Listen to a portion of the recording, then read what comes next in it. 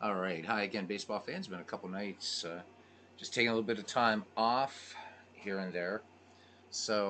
Continuing this sort of project here. This is the, pardon me, I'm getting a bit of a weird cold or something. The Castro McGregor League here. This is kind of a interim to the next McGreevy, just to have some fun back to dead ball action. I'm doing a lot of more modern baseball lately, which has been fun. But first on Chris Slovik's channel, you might want to catch up the 1902 Pirates and the 1986 Mets. That was a deciding Game 7, and a great game it was. So got to see that this morning. Hey, there's JT Dutch. It's great to see you. I'm doing all right, catching a bit of a here, but other than that, I'm doing fine, and hope you're doing well out there. We're suffering through a nasty, nasty, nasty heat wave. It was 96 today. It's going to be 98 tomorrow, and really humid. So just got to soldier on through till Friday, and then it starts breaking down into the 70s again. So, but anyhow, that 1902 Pirates, 1906 Mets game on Christopher Slovik's channel, definitely worth a watch. Um, so there you go. So I thought about doing the 1902 Pirates here tonight, but they're playing 1918 Yankees. I'm thinking, meh, whatever. I found a more fun matchup. So we're going to have Ed Walsh against Dutch Leonard. This is the 1906 White Sox, the hitless wonders, who upset the Chicago Cubs in the 1906 World Series, against the 1916 Boston Red Sox. So it's a battle of the Sox tonight. Ed Walsh versus Dutch Leonard. And let's go to the park, and hopefully my voice holds out. This will be a pitch-by-pitch game. Yeah, man, doing our best. This is the longest heat we've had this summer, and by far the hottest. So, I know it gets hotter in places, like Death Valley, like in Vegas, but at least they're deserts. But we have the humidity to contend with here as well, which sort of sucks. Sort of sucks. All right, so yeah, these Chicago White Sox, again, called the Hitless Wonders for good reason. Not a strong lineup at all, but Chicago White Sox upending the Chicago Cubs in 1906, and largely by the pitching of the man who's starting tonight, Ed Walsh. So here we go, leading off, and probably a lot of the names for the 1906 White Sox are not going to be terribly familiar, and that's okay. I think more of the Red Sox will be at least semi-familiar. No, right, yeah, but the humidity plus those areas aren't equipped for that level of heat. No, it's pretty nasty. So thank you for the well wishes, my friend. All right, leading off at first base, Frank Isbell batting second. At third base, Lee Tannehill batting third. At shortstop, George Davis, so a name that should be familiar to the McGreevy players. Um, Batting fourth and catching, Billy Sullivan. Batting fifth in right field, Bill O'Neill. Batting sixth to second base, Gus Dundon. So a lot of these names are kind of new to me too. Batting seventh in left field, Frank Hemphill. Batting eighth in center field, Jiggs Donahue and Ed Walsh. Pitching and batting ninth for the hometown 1916 Boston Red Sox, leading off. And right field, Hall of Famer Harry Hooper. Batting second at first base, Dick Hablitzel. Batting third in center field, Tilly Walker. Batting cleanup at third base, Larry Gardner. Batting fifth, left fielder Duffy Lewis. Batting sixth, shortstop Everett Scott. Batting seventh and catching, Bill Ruff Kerrigan. Batting eighth at second base, Mike McNally. And pitching and batting ninth, it will be the lefty Dutch Leonard.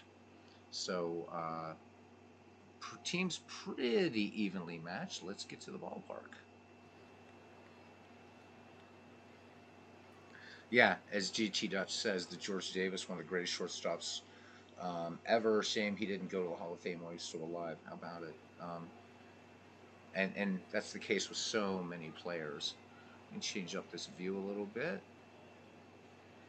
Let's see. Overview. Ah, it's a little too high. And how do we get a night game in the dead ball era? Oh well, it's okay.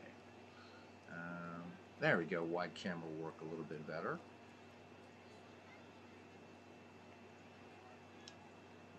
And there we go.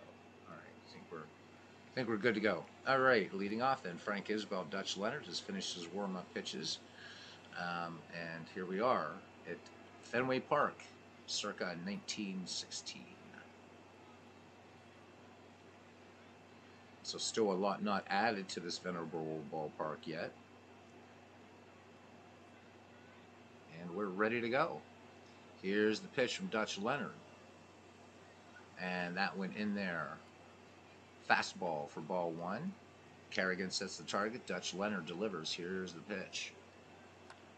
And Isbell swings. Liner to left field. And this will get down for a base hit. So the White Sox not wasting any time here in the first inning. And Isbell gets himself a single. And good speed at first base. Here comes Lee Tannehill now. Leonard checks the speedy Dutch Leonard. And here's the pitch. Tannehill shows bunt. This one going foul. The count 0-1. Leonard into his motion again. Throws over. Isbell is back in there. Head first ahead of a Blitzel's tag. The 0-1 delivery. And Tannehill showing bunt again. The count no balls, 2 strikes. Isbell into his lead again at first. Here's the pitch. And this one in very high ball. And I think what we're going to do for this initial view here is let's go to, because I don't like staying up this high. It's kind of nice to look at these players a little bit closer. So let's see if we can do wide low. That's a little better. Yeah. Maybe wide low on everything.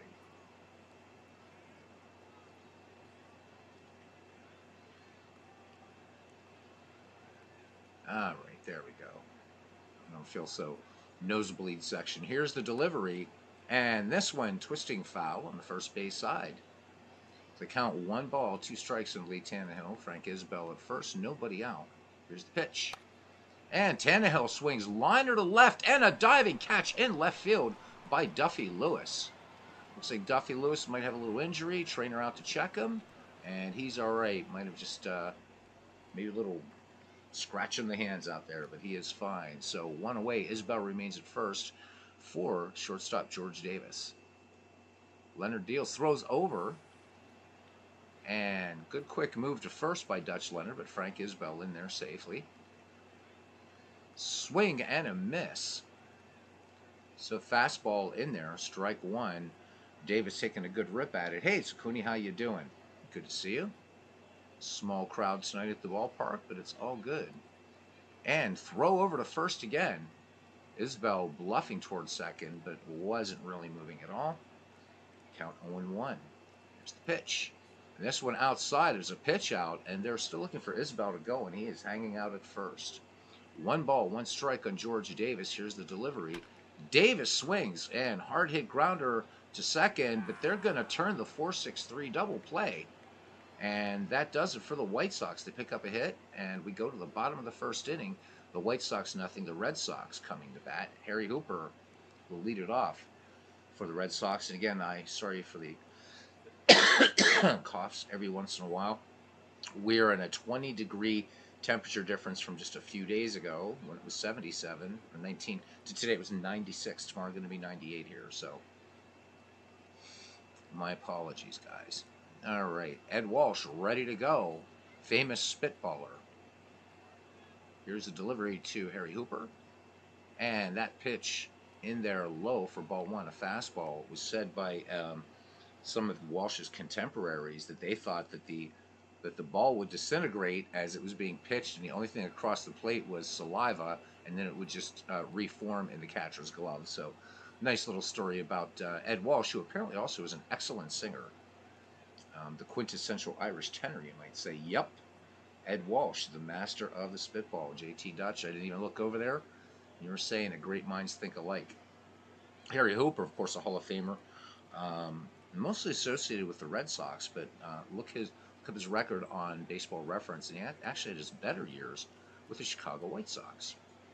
Ed Walsh brings the 1-0 delivery to Hooper, and Hooper swings. This one a high fly ball to left, ranging toward the seats and left in the foul line, and this one will twist out of play. So Harry Hooper back in the box to count 1-1, and let's see how much weather's going to be a factor in here. So we have wind going out to rate of 13 miles per hour. Here's the 1-1 delivery from Ed Walsh. Curveball in there, and the ump says that Harry Hooper did not offer. So the count 2 balls, 1 strike. Ed Walsh deals. And this one, fastball misses for ball 3. So Ed Walsh behind now 3-1. The count. Here's the delivery. Hooper oh no, this one in there for a called strike. So the count goes full 3-2 on Hooper. Walsh deals. And Harry Hooper swings. Routine grounder to first. And Frank Isbell will take it to the bag unassisted. So 1 up, 1 down. Brings up first baseman for the Boston Red Sox, Dick Blitzel. Walsh has the sign. Here's the wind and the pitch. A Blitzel, fastball missing inside. So Walsh not looking too sharp here. We're just in the bottom of the first. The 1-0.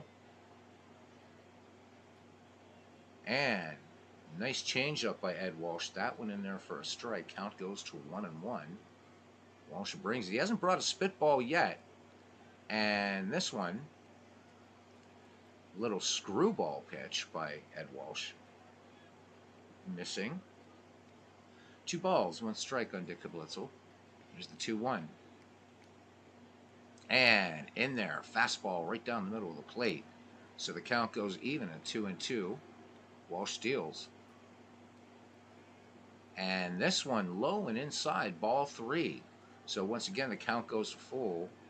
Ed Walsh, a lot of pitches right now. Here's the delivery to Blitzel. Swung on, and this one a little flare out to center, and ranging to his right end, making the catches. Jiggs Donahue waving off Frank Hemphill for out number 2. And here's Tilly Walker batting in the 3rd slot, center fielder. Walsh into his wind. Here's the pitch to Walker.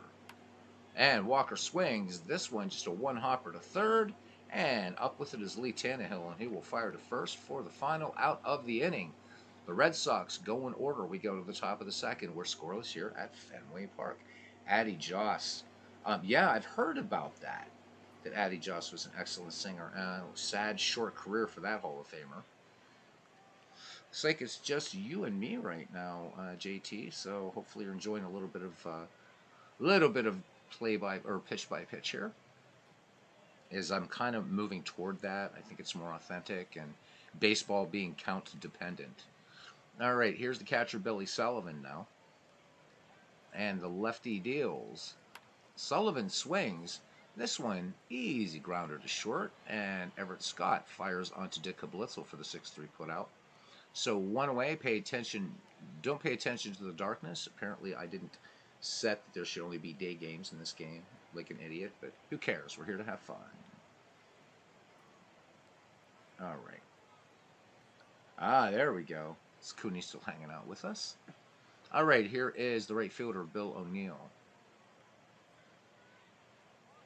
And screwball misses low. Count 1 ball, no strikes by Dutch Leonard. It's a pitch you don't see really much these days, if at all. Here's the 1-0. And the fastball missing low, ball 2. So that one almost in the same location as the screwball. So Dutch Leonard living down and low and right, I should say. Here's the 2-0 pitch now to O'Neill. And strike called. So count 2 balls, 1 strike. Leonard winds and fires. And this one swung on, line drive right field, twisting toward the foul line, and it will indeed be foul. So the count goes to 2-2 on Bill O'Neill. Dutch Leonard ready to deal again. Here it comes. And O'Neill fouls this one back, stays alive. Count 2-2. Leonard deals 1 down here. And Bill O'Neill takes a fastball low. The count goes full. Dutch Leonard winds and deals. O'Neill fouls this one back, so battling Dutch Leonard pretty well here. Cousin Ken Castro says nice mound matchup. Indeed it is. Dutch Leonard and Ed Walsh. So good to see you, cousin. Took a 2-night hiatus. Nice to be back, even with a bit of a sore throat. Dutch Leonard with a 3-2 delivery. And this one, after all that battling, a little flare to right, and this is going to hang up. The wind helping this one. Harry Hooper making the catch for out number 2. So scoreless here in Boston. And Gus Dundon steps to the plate now. Second baseman for the hitless wonder, Chicago White Sox of 1906. Leonard deals to Dundon. Dundon swings in the first pitch. High pop fly on the infield. And coming in on it and calling for it, making the grab, third baseman Larry Gardner. So no runs, hits, or errors. Nobody left. We go to the bottom of the 2nd inning. White Sox and Red Sox are scoreless. Larry Gardner, Duffy Lewis, and Everett Scott due up for the Boston Nine. Ed Walsh has the sign from catcher Billy Sullivan. Here's the wind and the delivery to Larry Gardner. And Gardner takes a called strike in at the knees. So nice curveball there by Ed Walsh. Still waiting for the first spitball. Haven't seen it yet. Here's the 0-1. And fastball misses. Count goes to 1-1. Walsh to deal. Toes the rubber. 1-1. And this one missing outside. So the count goes to 2-1. So Walsh has been behind pretty much every hitter he's faced. Here comes the 2-1 pitch.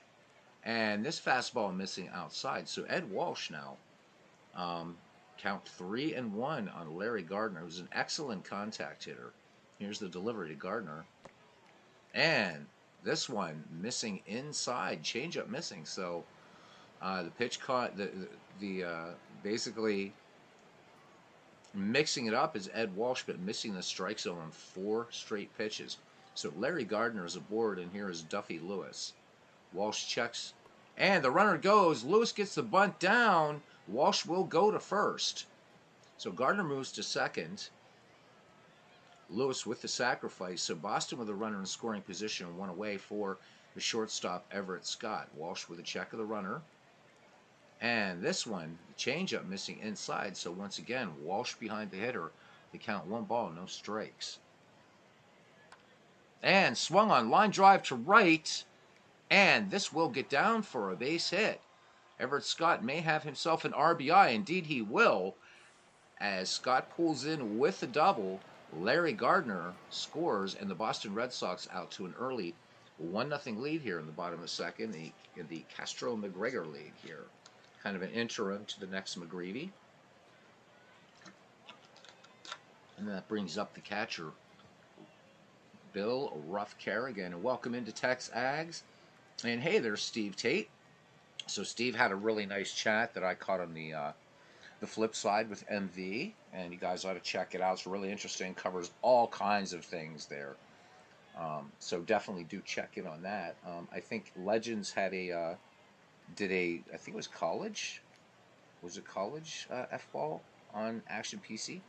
So yeah, good stuff. I know that the playoffs are coming up in Shanks 3-0, so lots of things going on in the community. So guys, enjoy. All the excellent content creators and all you guys that aren't, all your projects you do offline, all good stuff, and love to hear about them. You know, if you're not a member of our Discord, please join. All right, here's Ed Walsh now. And the first pitch to Bill Kerrigan, and this one low, ball 1. So once again, it's Ed Walsh behind the hitter on the first pitch. Here it comes. Kerrigan swings, and this one fly ball center field, running in quickly, and bringing it down is Jigs Donahue. So 2 down. Everett Scott remains in scoring position at second. The Red Sox have 1 run in thus far, so your score is 1-0. And here's second baseman Mike McNally. Here's the delivery. McNally swings in the first pitch, sinking line to the left, but that will be right into the glove of Hemphill. However, the Boston Red Sox do come up with a run. We go to the top of the 3rd inning, and it's the 1916 Red Sox 1 and the 1906 White Sox nothing. Yes. Yeah, I just let the AI set these for right now. You know, maybe going deeper into it, I'll go back and look at the lineups for these teams.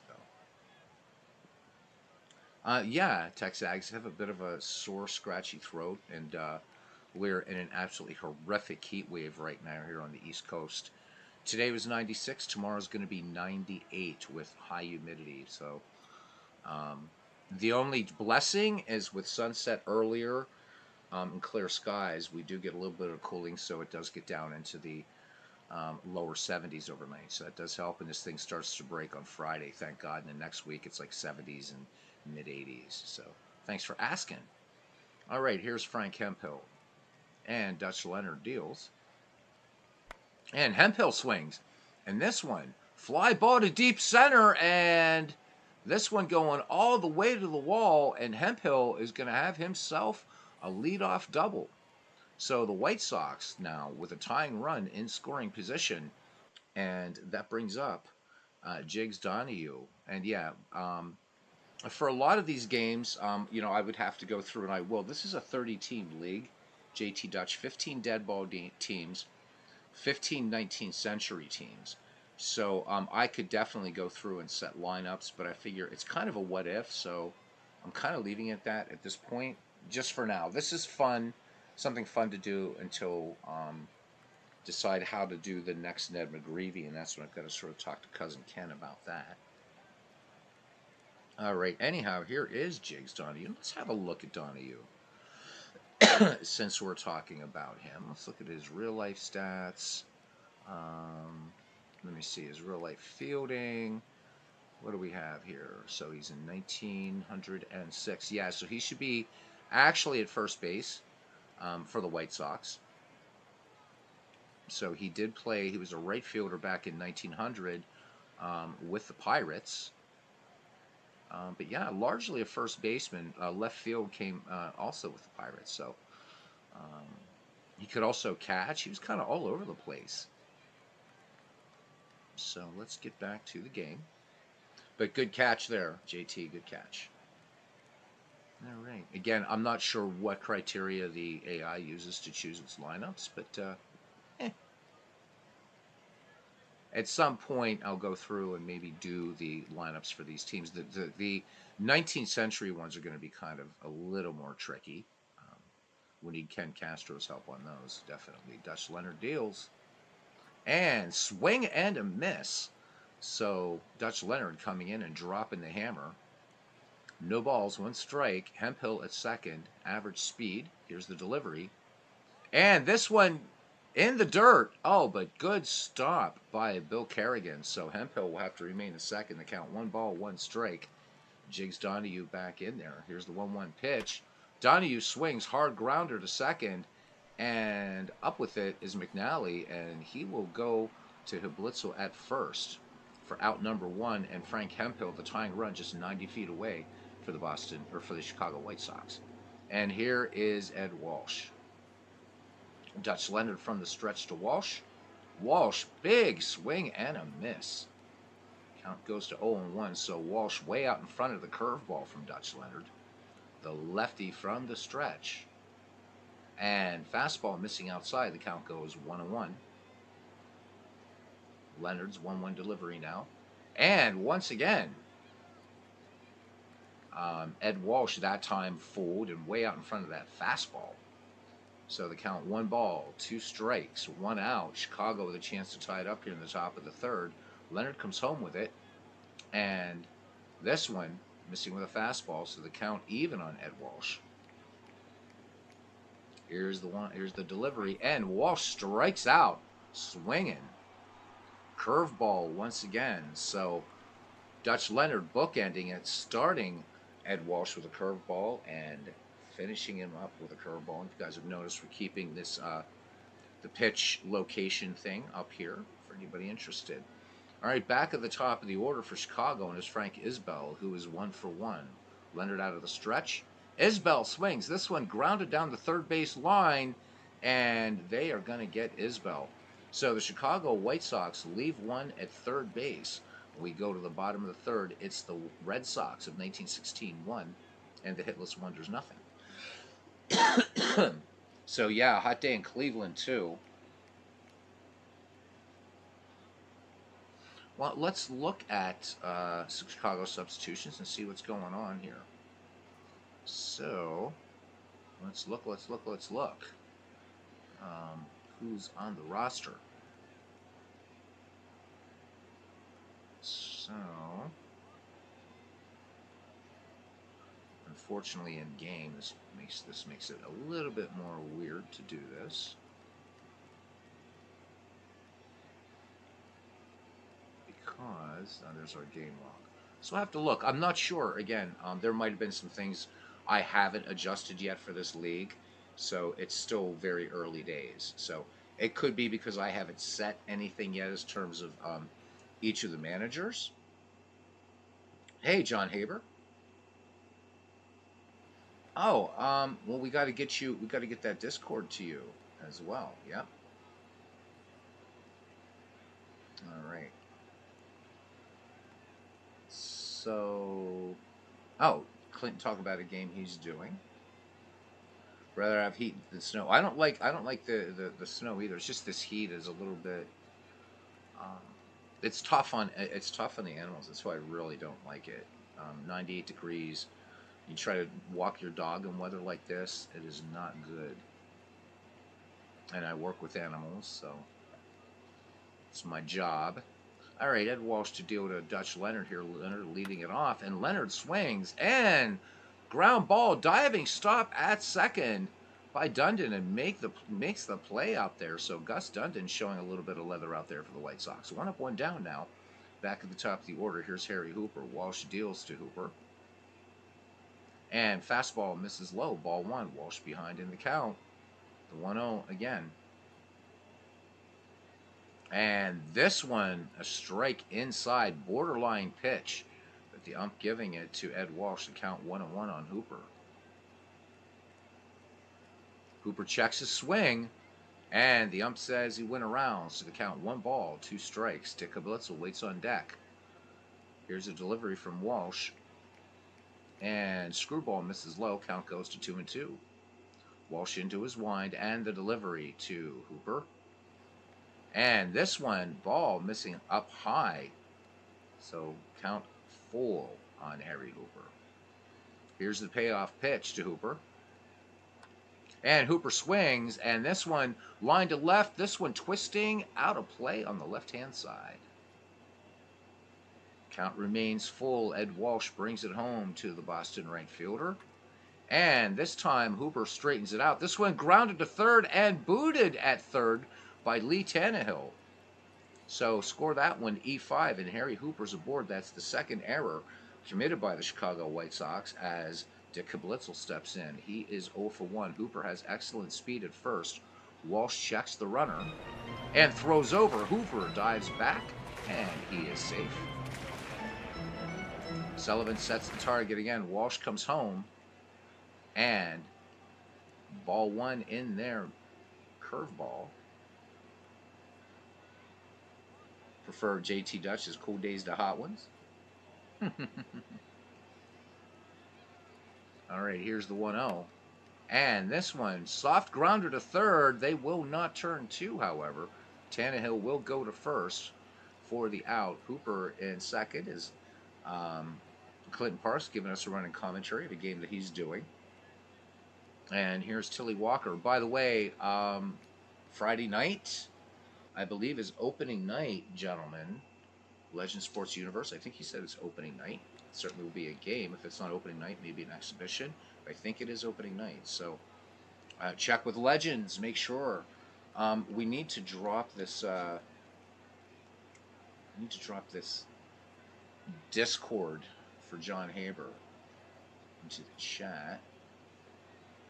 So get that to you, John, in a couple innings.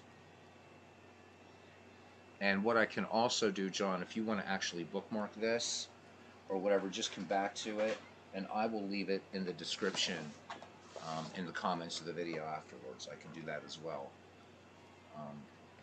Yep.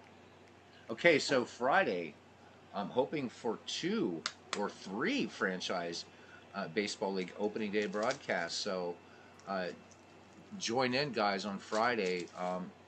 If Season 1 was any indication on Legend Sports Universe and its Franchise Stars Baseball League Season 2, if Season 1 was any indication, buckle up. It is going to be a blast. Oh, you're very much welcome, John. You're very, very much welcome. All right, here we go. So Tilly Walker in there. And changeup misses inside. 1 ball, no strikes for Ed Walsh. So Walsh thus far in the bottom of the third, 35 pitches. So normally we don't worry about that in this era of baseball, but it'd be interesting to just track Walsh pitching a lot more than you would expect. Here's the 1-0. And that fastball missing low. The count goes to 2-0 on Tilly Walker. Harry Hooper in scoring position at second. Tilly Walker did pretty well in Legends League, as I remember. Here's the delivery. Fastball missing. That is ball 3 now. So Ed Walsh going with a changeup and 2 fastballs. Here's the delivery. And fastball hitting the outside corner there for a strike. Count 3-1 on Tilly Walker. She said, yes, he did. All right, Walsh deals. Walker swings, and this one line to left, but ranging to his left and pulling down and making the catch is Hemphill. So side retired. The Red Sox had a runner thanks to an error and left him in scoring position, and they lead this 1-0 as we head to the top of the fourth. Good matchup here, as Cousin Tim Castro said. Dutch Leonard now will face Lee Tannehill here. Tannehill is 0-for-1. Leonard winds and fires. Tannehill fouls this one back. Strike 1. The lefty Leonard comes home with it, the wind and the pitch. Tannehill, just a ground ball to second base, and on a nice little hop is McNally, and he will throw over to a Blitzel for the 4-3 put out. 1 up, 1 down for George Davis. JT was talking about George Davis and his prowess as a shortstop, and how, of course, he didn't live to see induction into the Hall of Fame. Dutch Leonard deals to Davis. Davis fouls this one off. So Dutch Leonard, it seems, coming more aggressively at hitters right now. Here's the 0-1. And this one swung on. This is foul on the third base side. Count, no balls, 2 strikes. Dutch Leonard into the wind and the delivery to George Davis. And that one just a bit high. So the count 1-2 on Davis. Leonard winds and deals again. This one tapped foul. First base side. Count remains 1-2. Kerrigan sets the target. Dutch Leonard brings it. And this time called strike 3, looking at a screwball. So 2 away. That's the second strikeout issued by Dutch Leonard. And here's Billy Sullivan, who is 0-for-1. Here's the wind and the delivery. And this one, fastball misses outside, ball 1. And coming home again. Swung on, and this one driven into the gap in left field. It's going to bounce off the Lifebuoy sign for extra bases. So 2 outs, and thinking about 3, but he's going to hold there. And we have an injury. So Billy Sullivan hurt on the play. Ouch. So with the injury, that brings in Hub Hart. Don't know much about Hub Hart. Let's find out a little bit. A very short career. Played 1905, 06, and 07 for the Cubs, or for the White Sox. Wow, yeah. So 1 stolen base in those 3 years. So I guess just used as a kind of pinch hitting, what have you. So anyhow, he is in for Billy Sullivan, 2 down, and here is Bill O'Neill. 0-for-1. Hub Hart, just no real speed at all there at second. Leonard deals, and this one fastball down and in, missing ball 1. Leonard deals, and this one flare twisting and out of play on the first base side. Another reason I like to do pitch by pitch, especially in out of the park baseball, is if this was an at bat by at bat, that foul ball would have been caught as an out. So a lot of reasons why I'm liking this. And I realize dead ball baseball, pitch by pitch, maybe not the most exciting thing, but there you go. All right, Leonard deals. And this fastball missing low. Count goes to 2-1 on O'Neill. Leonard, looking back at Hub Hart, knows he's really not a threat to go. And the southpaw deals the 2-1 and called strike. So fastball on the outside corner. The count goes even at 2 balls, 2 strikes. Dutch Leonard from the high set and the 2-2. And this one way inside. Curveball. So the count goes full, 2 down. Chicago with the tying run at first. Leonard deals. Swing and a miss. So Dutch Leonard coming with the fastball. Chicago leaves a runner in scoring position, and we go to the bottom of the fourth. It's 1-0. And yeah, definitely Jiggs Donahue playing out of position. Let me see here. Who do we have now? So Hub Hart will stay in to catch. So interesting choice here by the AI to play out of position. I'm not sure if there's a like in Action PC Baseball, if there's a penalty for playing out of position in this game or not. All right. Anyhow, Ed Walsh. There's Clee baseball fan. How you doing, Tim? Oh, hooking up a PS5 is super easy. There's Bernie Strom. We miss you, man. He's out to dinner in San Fran. Just stop by, hit the like button. Thank you, buddy. Long walk home from San Francisco to Las Vegas. How about it? Yeah, at least Hub Hart's actually a catcher. Absolutely, JT. All right, here's Ed Walsh dealing to Larry Gardner. And screwball missing. 1-0 on Ed Walsh. So Chicago. Ed Walsh has only been touched up for one hit thus far, but a little bit concerned about his pitch count. Here's the 1-0, or rather just how he's getting behind hitters. Check swing. Umpire says that he stopped in time, so the count 2 balls no strikes on Larry Gardner. Here's the wind in the pitch. And this one, fastball missing low and away. So Ed Walsh, and that one was really, really low and away. So Walsh trying to play around with that outside corner and not getting it, of course. Here's the 3-0 delivery. And that one, strike down the middle. Walsh just trying to get something. Gardner not moving, waiting for his pitch. Here's the 3-1. And this one called strike. So nice pitch by Ed Walsh. This one catches the corner, finally. Count 3 balls, 2 strikes. Here's the wind and the delivery. And swung on. High fly ball left field. This one toward the line. And this one will land foul. So Hemphill, not enough speed to get to that ball, enough range. The payoff pitch. And this one, twisting foul on the third base side. 3-2, Larry Gardner battling Ed Walsh. Here's the delivery. Gardner swings, and this one fouled off on the right-hand side. So he's getting a good look at Walsh, who's come with 3 fastballs and 2 changeups thus far. 3-2 delivery. And this one, little pop fly out to short, and that's going to be George Davis. So 1 up, 1 down here for the man who has a cliff named after him, Duffy Lewis. And Walsh brings it. Sacrificed his last time, foul. So Lewis turning on that fastball, but too soon. The count, no balls, 1 strike. Walsh brings it. Ball 1, missing low and inside, and the changeup.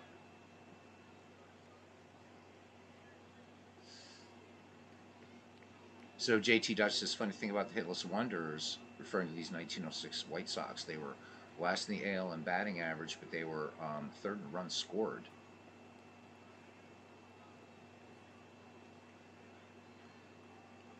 Ken said, had a no-hitter last night in the Appa Master game. Grover Cleveland, Alexander, nice. Nothing into the 9th. A winning run scored and a pitcher's 2-base throwing error. Wow. Clinton Park says he has the scorecard. Alexander signed it for him. Ed Walsh delivers. Here's the 1-1 pitch. And Lewis taking all the way. Count 2 balls, 1 strike. These Red Sox hitters are going to wait for Walsh to throw a strike, and he does get one in there. So that fastball recalled strike 2. Count even now. And this one swung on, and this one goes foul on the right-hand side. Again, guys, check out the so the Creators Cup Series on Chris Slovik's channel is set, that World Series. No spoilers. I'm sure, at least till tomorrow. Hopefully you guys have gotten to watch it. So got to watch the 1902 Pirates and the 1902 Pirates and the 1986 New York Mets. So if Chris decides to come in here and spoil it for you, he can. But it was a good, fun game today. The 2-2 pitch now to Duffy Lewis. And this one, the screwball missing away. The count goes full. Such has been the story for Ed Walsh, and we're just entering the middle third of this game. Swung on. Two hopper to third, gobbling that one up at the hot corner. The high throw, Lee Tannehill, but Frank Isbell able to pull that one down for out number 2. Everett Scott now, he is 1 for 1 and is responsible for the lone Boston run. Had an RBI, and that was a double. And that one in there, Scott laying off the fastball, so down and in, ball 1. The spitballer comes with it, and this one fouled back. 1-1 now, so Walsh going more to fastballs, changeups. Here's the pitch. Did he hold up? The ump says he went around, so now Ed Walsh ahead of Everett Scott. Bill Kerrigan, Rough Kerrigan, waits on deck. Here's the 1-2 pitch. Swung on, and this one a little flare to right field, twisting foul and out of play. Count remains at 1-2 to Everett Scott. Ed Walsh's delivery to him. Base is empty, and this one low. The count goes even. 2 balls, 2 strikes. Walsh toes the rubber, kicks and fires. And this one, little soft one hopper to second base, and that will retire the side. No runs, hits, no errors, nobody left. We go to the top of the 5th. It's still Boston 1, Chicago nothing. Right? Yeah, Chris's enthusiasm is just amazing. And it sounds like the real thing. It is. It's like what? Yeah, it is. Chris is such a good guy, man. Love what he does and love his delivery. And yours as well, Legends. You guys are night and day in terms of your delivery. But both are excellent at what you do. All right, Gus Dundon will lead it off after making that nice play at second base. Dutch Leonard with 3 strikeouts in this game. And ball 1 in there to Gus Dundon. Dutch Leonard with the 1-0 delivery, the wind and the pitch. Dundon swings, and this one soft fly ball to center field. And Tilly Walker will make the easy catch out there. So 1 away for Chicago here in the top of the 5th, and that will bring up left fielder Frank Hemphill. He is 1 for 1. And fastball missing. Count 1 ball, no strikes. Dutch Leonard has yet to walk a batter. Here's the delivery. And this fastball missing, or screwball I should say, missing. Low. Count 2 balls, no strikes. Dutch Leonard into his wind, and here's the pitch. And in there for a strike. And I realized I think I forgot to do the high Sox for the White Sox. Maybe that's what's happening here. The 2-1 delivery. Swing and a miss. Nice fastball. Dutch Leonard bringing a little heat there. Count 2-2. Here's the delivery. And this one missing a little high and outside. The count goes full from Dutch Leonard. The 3-2 delivery. Swing and a miss. So Hemphill goes down on that one. So a little screwball by Dutch Leonard. So 2 down, and that's his 4th K of the game. And here is Jiggs Donahue. He's 0 for 1. Here's the pitch. Fastball high and inside. Count 1-0. Dwayne Martz is in here. So Legend's saying that he and Chris are going to talk about doing a game at some point. Wow, that would be pretty wild. That would be really, really, really fun. You don't have to say sorry, Dwayne. It's all fine. As long as I don't say the word. You guys can say the word. It's all good. It's all good. All right. You guys love it, and that's what it's all about, man. So it's fine. I'm the only one banned from saying the full name of that sport. So no apologies needed. Enjoy, talk, chat. It's all good, guys. All right. The count, 1 ball, no strikes on Jiggs Donahue. And Dutch Leonard deals. And that one in there for a strike. 1 ball and 1 strike. And maybe I will, the more I think about it, JT, I think I'm going to take an evening off from broadcasting and go through and work on these lineups. So this one is a little bit suspect. All right, here we go. So, and I'll tell you why I think it is in a second. Soft grounder to second, and they get him by a Nash eyelash. So Donahue retired. Nothing across for the White Sox. We go to the bottom of the 5th. It's 1-0. So this is not a season replay. And what I've noticed with out of the park baseball is when you're doing these kind of sort of custom league types things, things can kind of get out of whack.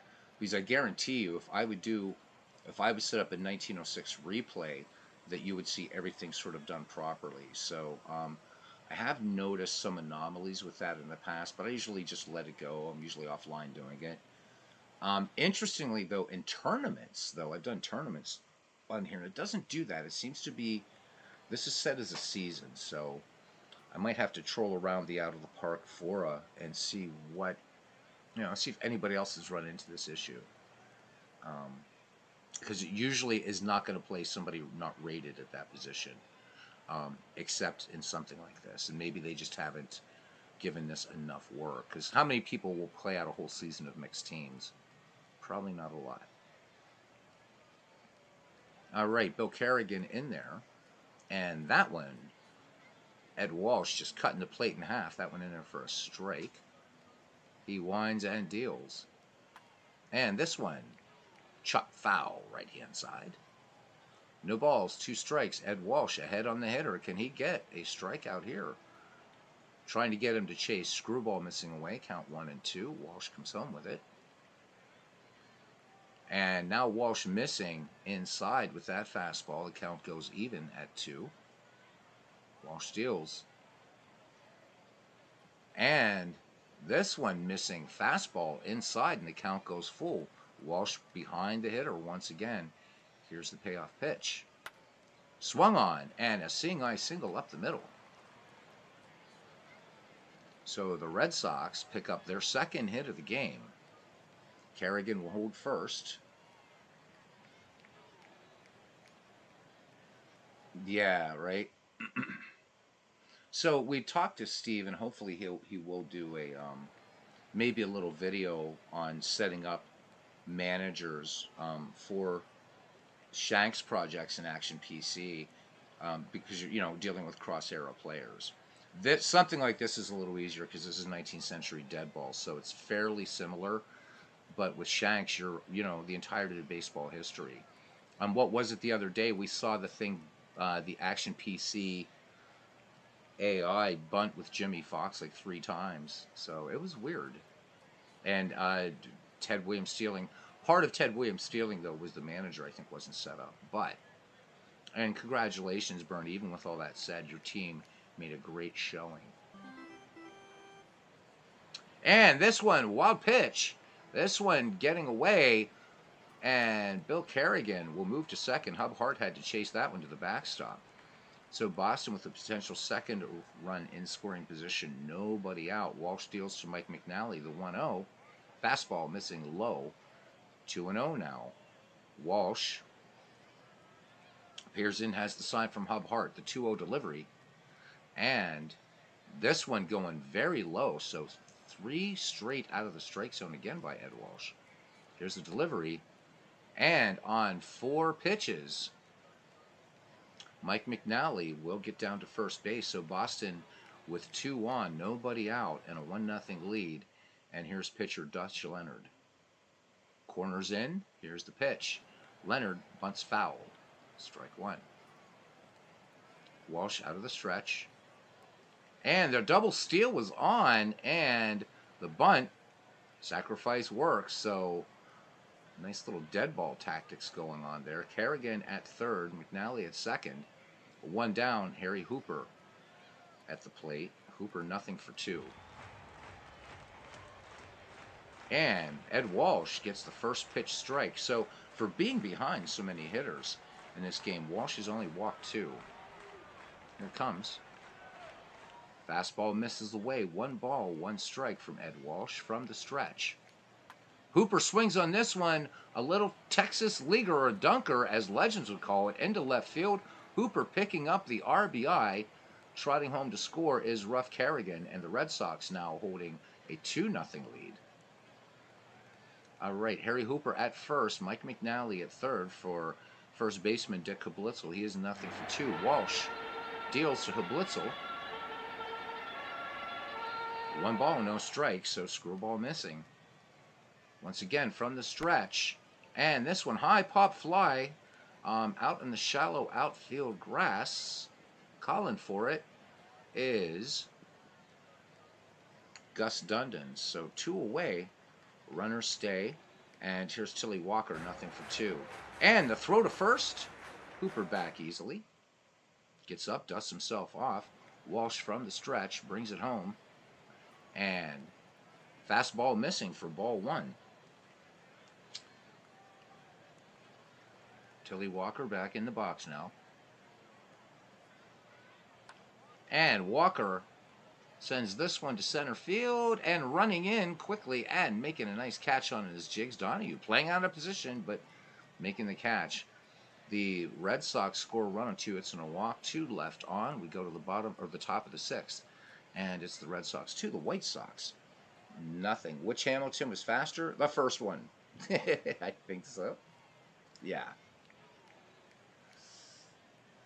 I don't know that modern. Do you really think, cousin, that the modern Billy Hamilton was faster?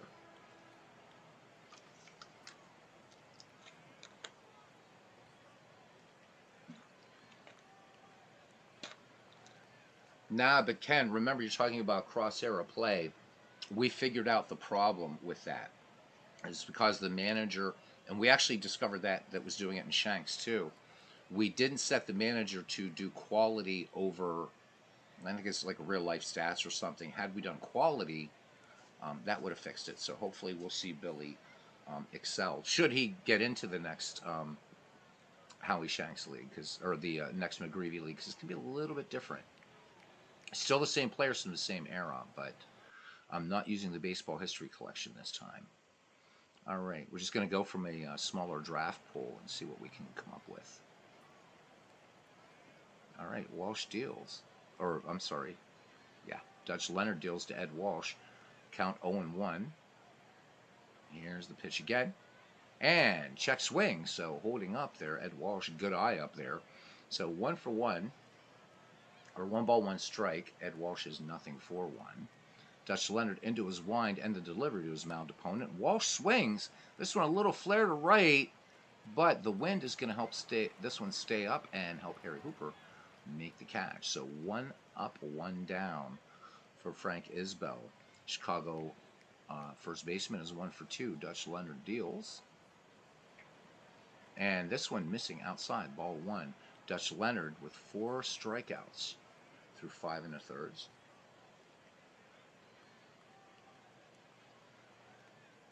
And fastball missing low. So the count 2-0 now on the Chicago first baseman. Here's Dutch Leonard's delivery. And screwball misses inside, so 3-0. Waiting on deck, Lee Tannehill for the White Sox. Here's the 3-0 pitch. And this one popped high in the infield. And converging, but then waving off. Larry Gardner makes the catch, waving off Everett Scott. So 2 down now for Lee Tannehill, who was nothing for 2. Dutch Leonard into his wind and the delivery to Tannehill. Tannehill pops this one on the infield. So Dutch Leonard getting a lot of infield flies here. And down into the glove of Dick Blitzel. So the Sox go good morning, good afternoon, good night. We go to the bottom of the 6th. It's 2-0 in favor of the Red Sox. Larry Gardner, Duffy Lewis, and Everett Scott due up. Here's the wind and the pitch. And changeup missing inside. 1 ball, no strikes. Ed Walsh working quickly. The 1-0. And this one missing low for ball 2. Ed Walsh now behind in the hitter again. And this one in there. No, it is not. This one missing inside. Ball 3. So you can look here. Walsh just flirting for, he's working low, high, but nowhere in where he should be. 3-0 delivery. 4 straight pitches. And that one not close. This is not Ed Walsh. Ed Walsh has walked 3 now. Here comes Duffy Lewis. Duffy Lewis, nothing for 1. Gardner, good speed, leads off first base. Here's the pitch. And this one bunted foul. So Lewis trying to sacrifice Gardner over. Walsh deals. And Duffy Lewis Tries to bunt again and misses the count quickly now. 0-2. Walsh deals and swing and a miss. So Ed Walsh picks up his first strikeout of the game and on 3 pitches. So 1 away, and again, not uncommon for somebody that high in the order to try to sacrifice somebody over back in this time. Everett Scott 1 for 2 with a run batted in. Walsh's delivery and fastball in there for strike 1. Walsh checks Gardner at first. Here's the 0-1 delivery, and the runner goes. The hit and run was on. This one tapped up the line at first. Isbell will field it cleanly, and moving to second on the play is Larry Gardner. It brings up Ruff Kerrigan, who is 1 for 2.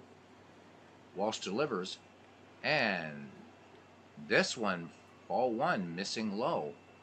So Walsh not having the command here. Here's the 1-0 delivery. This one also missing low. 2 balls, no strikes. Walsh deals to Kerrigan. Kerrigan swings, wrapped to third, and up with it, and over to third, or over to first is Tannehill to Isbell. So a 5-3 putout ends the inning. No runs, a walk for the Boston Red Sox, and a runner left in scoring position. We go to the top of the 7th inning, and it's the Red Sox 2. The White Sox nothing here in our little ball game tonight.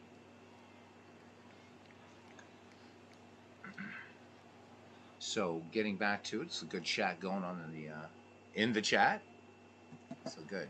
Glad you guys are getting some good baseball and other sports chats. All right, Dutch Leonard will face Davis, Hart, and O'Neill for the White Sox. George Davis nothing for 2. Dutch Leonard brings it home, and this one missing low, ball 1. So Dutch Leonard missing with the gas. He winds and delivers. Davis gets a bunt down back to the mound. Dutch Leonard, in plenty of time, fields it off the right side of the bump. And George Davis is retired. So here's Hub Hart, who is in for the injured Billy Sullivan, who is hurt on that double. Dutch Leonard deals. Hart takes inside. Fastball missing. Ball 1. Leonard into his wind again and kicks and deals. And Hart, this one twisting foul. Third base side. Boop, and it will get out of play. Count 1 ball, 1 strike. Hub Hart digging back in there. Dutch Leonard peers in, has the sign from Kerrigan. Here's the wind and the 1-1 pitch. Hart swings and little number back to the mound. And Leonard throws it, but it is booted at first. Bad throw. So that's going to be an E1 on Dutch Leonard, and the first error issued to committed by the Boston Red Sox. So Hub Hart no speed at first, and here's Bill O'Neill, who is nothing for 2. Dutch Leonard ignored the runner, comes home, and O'Neill laces this to right field. Will it stay fair? It will not. So the count goes to no balls, 1 strike. And Dutch Leonard delivers, swung on, this one base hit right field. So Chicago now in business with 1 on, as the throw quickly comes in from Harry Hooper to Mike McNally at second. So 2 aboard for the White Sox, 1 away. Hub Hart at second. Bill O'Neill, the speed is on at first, and here's Gus Dundon. And we got one of my friends playing Counter-Strike Offensive. All right, anyhow, here we go. So Dundon, 0 for 2. Here's the pitch. Swung on, hard ground ball to first, and bad throw from first. They're not going to turn 2. So this one, let's see, who is going to get, let's see, throws airmailed into the outfield. So E3, and these teams each committing 2 errors, and now this has been the best opportunity for the Chicago White Sox to do something. The bases are loaded. Hub Hart at third, Bill O'Neill at second, Gus Dundon at first. Bill Kerrigan sets the target for as Frank Hemphill stands in the box. He is 1 for 2 in this ball game. Leonard works from the stretch, and this one, screwball in there. No balls, 1 strike. And this one swung on and just foul. That would have been huge for the White Sox. So Hemphill wishes he had that pitch back and could straighten it out a little bit. Count 0-2, bases loaded, one away, 2-0 Boston score here in the top of the seventh. Dutch Leonard brings it home. And this fastball just missing outside the count 1-2. Hemphill not chasing. The 1-2 once again. Hemphill, big cut and a miss. Huge strikeout there by Dutch Leonard. That is number 5. And it brings up Jiggs Donahue as 0-2. So will Chicago at least get one on the board? Will they leave him sold out? Dutch Leonard comes home with it. And big swing and a miss on the screwball. Strike one. Dutch Leonard dropping it in there just where he wanted it. Here's the 0-1. And this one, little grounder to third, and they're going to get out of the... No, they will not get out of the inning. Bad throw by Larry Gardner. Donahue is safe. Hub Hart comes in to score for the White Sox, and just like that, this lead is cut in half. It's now 2-1. We'll just look at a regular play-by-play of this one. And just bad throw. So E5, third error by the Red Sox. The White Sox stay alive. Here comes Ed Walsh, who's 0-2. A little bit more speed on the base paths now. Should Walsh get a safe hit, he could score 2 and break. And actually, Chicago then jump into the lead. Here's the pitch. This one missing. Fastball missing away. Ball 1. Leonard from the stretch, the 1-0 delivery to Walsh. Walsh swings, sinking liner to center, but down into the glove of Tilly Walker. So the White Sox pick up a run, but they leave them loaded, and it'll take me out to the ball game as we head into the bottom of the 7th inning. And it's the Red Sox 2 and the White Sox 1.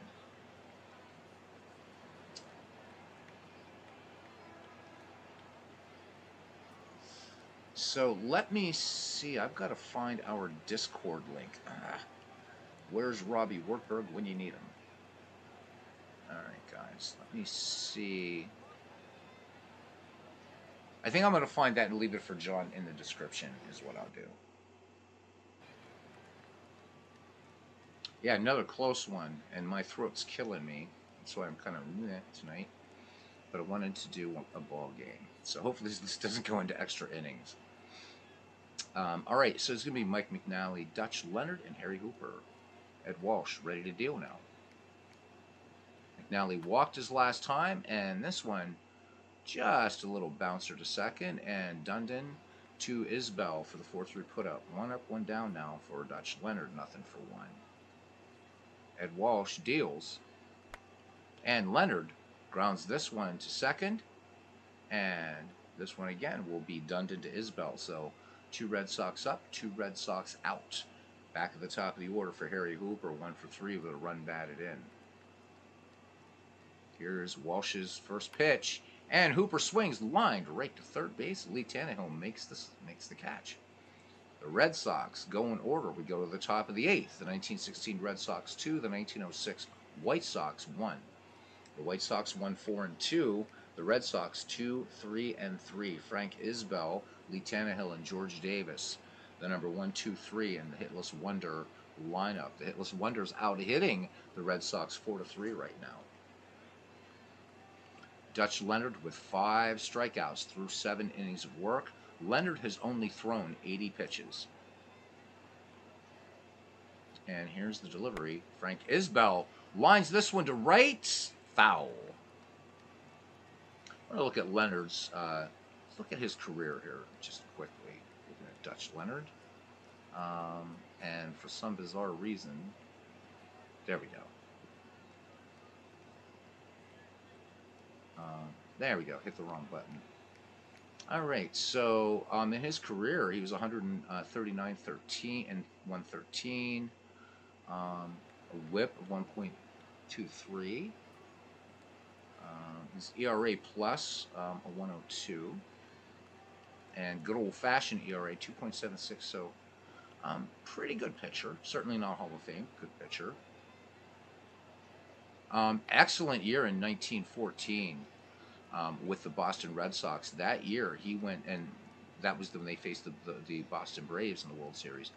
Went 19-5 that year with 3 saves and a 0.96 earned run average, 2.92 ERA plus, a WAR of 6.7. So 1914 definitely Dutch Leonard's best year. All right. Dutch Leonard to deal now to Isbell and the 0-1 pitch. And screwball missing. Count goes to 1-1. Leonard has the sign from Kerrigan, toes the rubber, and fires it in. And this one, screwball missing away. Count 2 balls and 1 strike on Frank Isbell. He fires it in. And Isbell swings, routine grounder to second. And up with that is Mike McNally, and he'll fire on to Dick Blitzel for the first out of the inning. Stepping in now is Lee Tannehill. He is 0-for-3. Dutch Leonard into his wind and the pitch. Tannehill popped out his last time up. Soft little fly ball to right field, and camping under and waiting for it is Harry Hooper for the second out of the inning. George Davis has done nothing in 3 attempts. He is up there against Dutch Leonard, the Southpaw Deals. And Davis trying to bunt his way aboard, and he's not going to, as Leonard fields it and fires it on to first. For the final out, the Red Sox go in order. We go to the bottom of the 8th. The Red Sox 2, the White Sox 1. Dick Blitzel, Tilly Walker, and Larry Gardner. Ed Walsh, he's at 95 pitches. Walsh deals. And Blitzel will take low for ball 1. Here's the pitch. And Blitzel swings on this one. Fly ball, center field, and angling after that and making the catch is Jiggs Donahue. So 1 up, 1 down now for Tilly Walker, center fielder, 0-for-3 for the Red Sox today. Here's the delivery. And Walker swings and lines this one to right, base hit. This is going to be extra bases now for Tilly Walker. So doing well in both leagues. Stand up, 1 out double for Tilly Walker. And he's got excellent speed and an excellent contact hitter comes to the plate now. And Larry Gardner, he is 0-for-1. Ed Walsh peers over his right shoulder, has a check of Tilly Walker, and he comes home with it. And they were looking, it's going to be an intentional walk. How about that? So they're going to walk Larry Gardner to get to Duffy Lewis, who's 0-for-2. So 2-1 for the Red Sox, 1 down. Walsh looking for a double play to get out of this one. When we go to the Chicago 9th, we will see Hart, O'Neill, and Dundon. Walsh brings it home. Duffy Lewis checks his swing, and the ump says he held up. So 1-0, ignore the organ. There were no organs in ballparks at this time. Walsh deals. Fastball in there, count at 1-1 now. Hart sets the target. Here's the 1-1 pitch. And Walsh missing low on this one. 2 balls, 1 strike. So Walsh with 2 fastballs and a screwball thus far. Let's see if he comes with, here with Duffy Lewis. 2-1. And Lewis laces this one foul. Count even on Lewis, and Ed Walsh coming back to the fastball on that. As Big Clue says, there's another commercial there for the Bic Lighter Company. Here's the delivery. And this one, hard hit to center field, going back on this ball, and making the catch is Jiggs Donahue. Tagging up and moving to third is Tilly Walker. Had to pause there for a second. I wasn't sure if there was some error or something on the play. Runners at the corners now for Everett Scott. He is 1-for-3 with a run batted in. Walsh from the stretch, and the pitch to Scott, and that's a first pitch strike. Walsh working quickly once again. Here's the delivery. Scott swings, grounded deep to short, and they will throw to second, and Larry Gardner is retired. So the Red Sox strand 2 at the corners, and we go to the 9th. Chicago White Sox down 2-1 to the 1916 Red Sox. All right, so Ed McFarland will come in to pinch hit. McFarland, largely a spray hitter. Let's look at his hitting tendencies. Will mostly go to short, but can spread it around all over. Let's look at McFarland really quickly. Nice to look at these guys just really quickly. So McFarland, pretty long career. Actually started in 1893.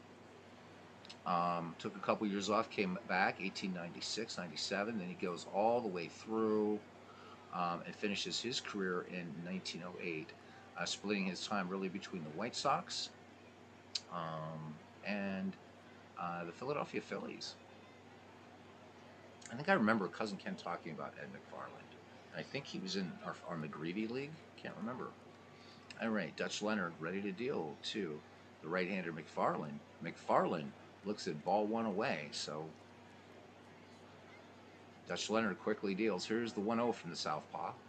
McFarland looks at one at the knees. One ball, one strike. Dutch Leonard works quickly. And that fastball missing down and in. 2-1 now the count on McFarland.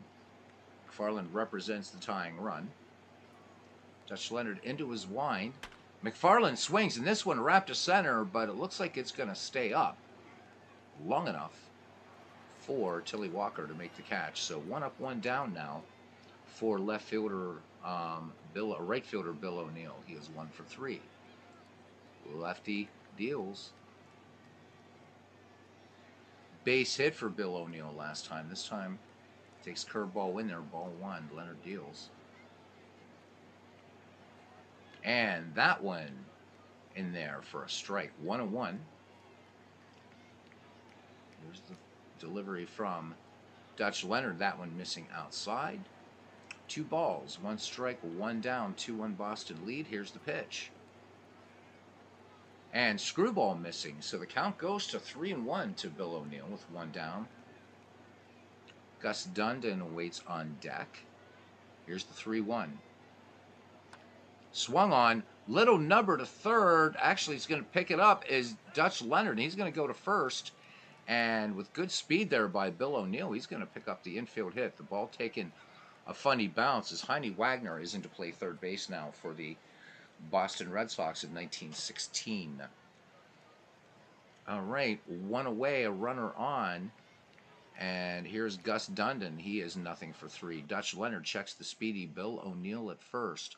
The southpaw with his delivery home. And this one tapped foul on the third base side. The count goes to no balls, 1 strike.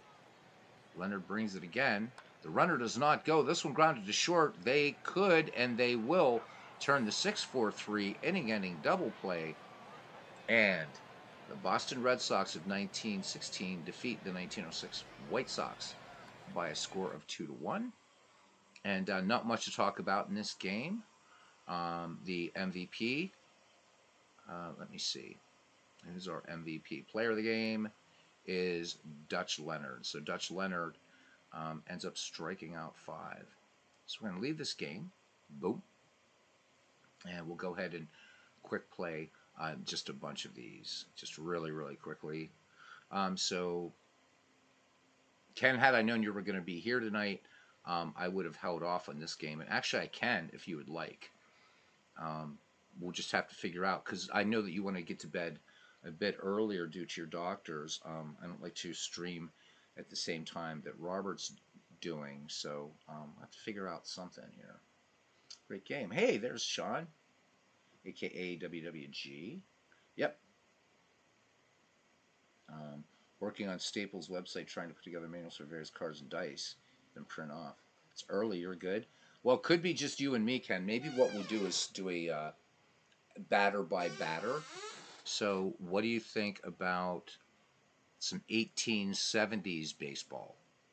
How about the 1876 Louisville Grays and the 1875 Boston Red Stockings? And we'll just do batter by batter for this. Would that work for you? Because I am completely... The Red Stockings, I'm going to know, but we're going to see Cal McVeigh. I'm not sure who's going to be pitching for the Grays, but let's do it. Hey, thanks, Dwayne. All right, you got it, Ken. But we'll do it, I think we'll do it batter by batter. All right, so it's going to be Frank Pierce taking the hill for the Louisville team versus Cal McVeigh. So, gonna really need your help here, Ken, with some of these players. Not so much the Red Stockings, but certainly the Louisville Grays. So we got Scott Hastings, and we'll let the little pictures come up there, leading off in left field, batting second. Uh, George Bechtel, a name I have heard. Joe Gerhardt will bat third. He is the first baseman. Chick Fulmer, another name I have heard. At shortstop, Pop Snyder catching and batting fifth. Ed Somerville will bat sixth at second base. Dan Collins, don't have a picture for Dan Collins, unfortunately, center field. Batting eighth, Jim Clinton at the hot corner, and then Frank Pierce pitching and batting ninth. For the hometown, Boston Red Stockings, and this will be the first time that we have a National Association team in here, and the National Association not officially recognized as a major league, so kind of fun, unless they've changed that up. But I think historically they're not really considered a major league. I think that honor goes to the National League itself. Ross Barnes leading it off at second base, batting second at first base. Andy Leonard batting third and pitching Cal McVeigh. Batting cleanup, or I should say batting fourth, Jim O'Rourke in center field, batting fifth and catching Deacon White. This is a tough team. Batting sixth in right field, Al Spalding. Batting seventh in left field, Tommy Bills. Batting eighth, Harry Schaefer at third base. And batting, I think, shortstop, Jumbo Latham. So what's going to be sort of important is you see that these were very, very small rosters. The Red Stockings absolutely dominated in the National Association, 1871 1875. A lot of these Boston Red Stockings were originally Cincinnati Red Stockings from 1879 1870. So this is going to be different. I don't know how the game engine is going to handle this. It's anybody's guess. Let's give this a go here.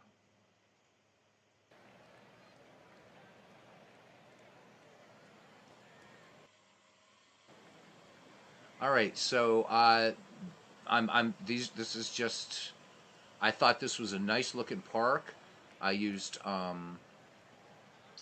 Mike Silva's advice to just find some other parks that I think would be nice representative. Now, this one is the South End grounds, though, so this is one of Mike's parks. So, welcome aboard, and this is going to be batter by batter. Yeah, that is a nice looking park. All right. So here we go. 19th century baseball. Louisville Grays of the National League versus the Boston Red Stockings of the National Association. Here we go. Cal McVeigh to face Scott Hastings. They're going to be counting on Cousin to do some color here for these guys. Yeah, Mike did a beautiful job, didn't he? Look at that. All right. We're going to pretend. Look at that. I love that. Look at that. I mean, I know it's all geo-reference. That's what's out there now, but what a nice one, huh? And nice wooden grandstands. Here we go. McVeigh. Oh, and here we go. It leads. It's a hit batsman. So here we go. Cal McVeigh hits Scott Hastings, and that will bring up George Bechtel. And anytime, cuz I know you want to sit back and enjoy the game, you have some backstory, especially in these Louisville Grays, or anybody really. Just chime in, man. All right, Hastings aboard as Cal McVeigh faces George Bechtel. Here's the 1-0 delivery. Bechtel swings, and this one a little flare into left, and that will get down for a base hit. And going to third, turning on the Jets, is Scott Hastings with excellent speed. So runners at the corners for the Louisville Grays as Joe Gerhardt comes to the plate. Average contact, pretty good power. And we will look at some of these players. Let's look at this speedster, Scott Hastings. What's his deal here? So, started in 1871, and so strictly an 1870s player. And you got to remember, the stolen base was not a thing, so these stats kind of extrapolated the caught stealing. So, and different rules for even what was considered a stolen base. So with these these 19th century games, you kind of have to just take it for just a lot of fun. Oh, thank you, Bernie. This is the earliest game Texags has never seen. Pop Snyder still holds the pass ball record of all time. Oh my God, almost 800, says Cousin Ken. All right, Deacon Wade sets the target for Cal McVeigh. Also important to remember that even though the game is showing it, the overhand delivery was not yet legal. And this one, long fly ball to left field. I mean, a long fly ball to left field. This one off the wall, and Louisville is going to pick up 2 runs on the triple. So Gerhardt picking up the triple, and the Louisville Grays leading 2-0 here in the top of the first at South End grounds. Here's Chuck Fulmer now. Fulmer, decent power. The speedy Joe Gerhardt at third. McVeigh from the stretch. Gerhardt, little smacker onto first base, and Leonard will take that. Andy Leonard for out number 1. And here is the aforementioned Pop Snyder, looking pretty dapper down there. Snyder, good power. Below average contact. McVeigh from the stretch. I love the windup they're using there. This one, slap back to the mound, the throw to first, and they get him by a step. So Pop Snyder's out number 2. Joe Gerhardt remains a third for Ed Somerville.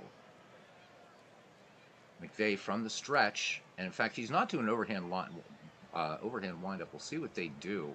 Throw to first, and he is out. First inning is over, but Louisville picks up 2 runs on the Gerhardt triple, and it's the Louisville Grays 2 and the Boston Red Stockings coming to bat. Ross Barnes will lead it off here. Andy Leonard and Cal McVeigh for the Red Stockings. And guys, appreciate you hanging out for 19th century baseball, and I mean way, way back 19th century baseball.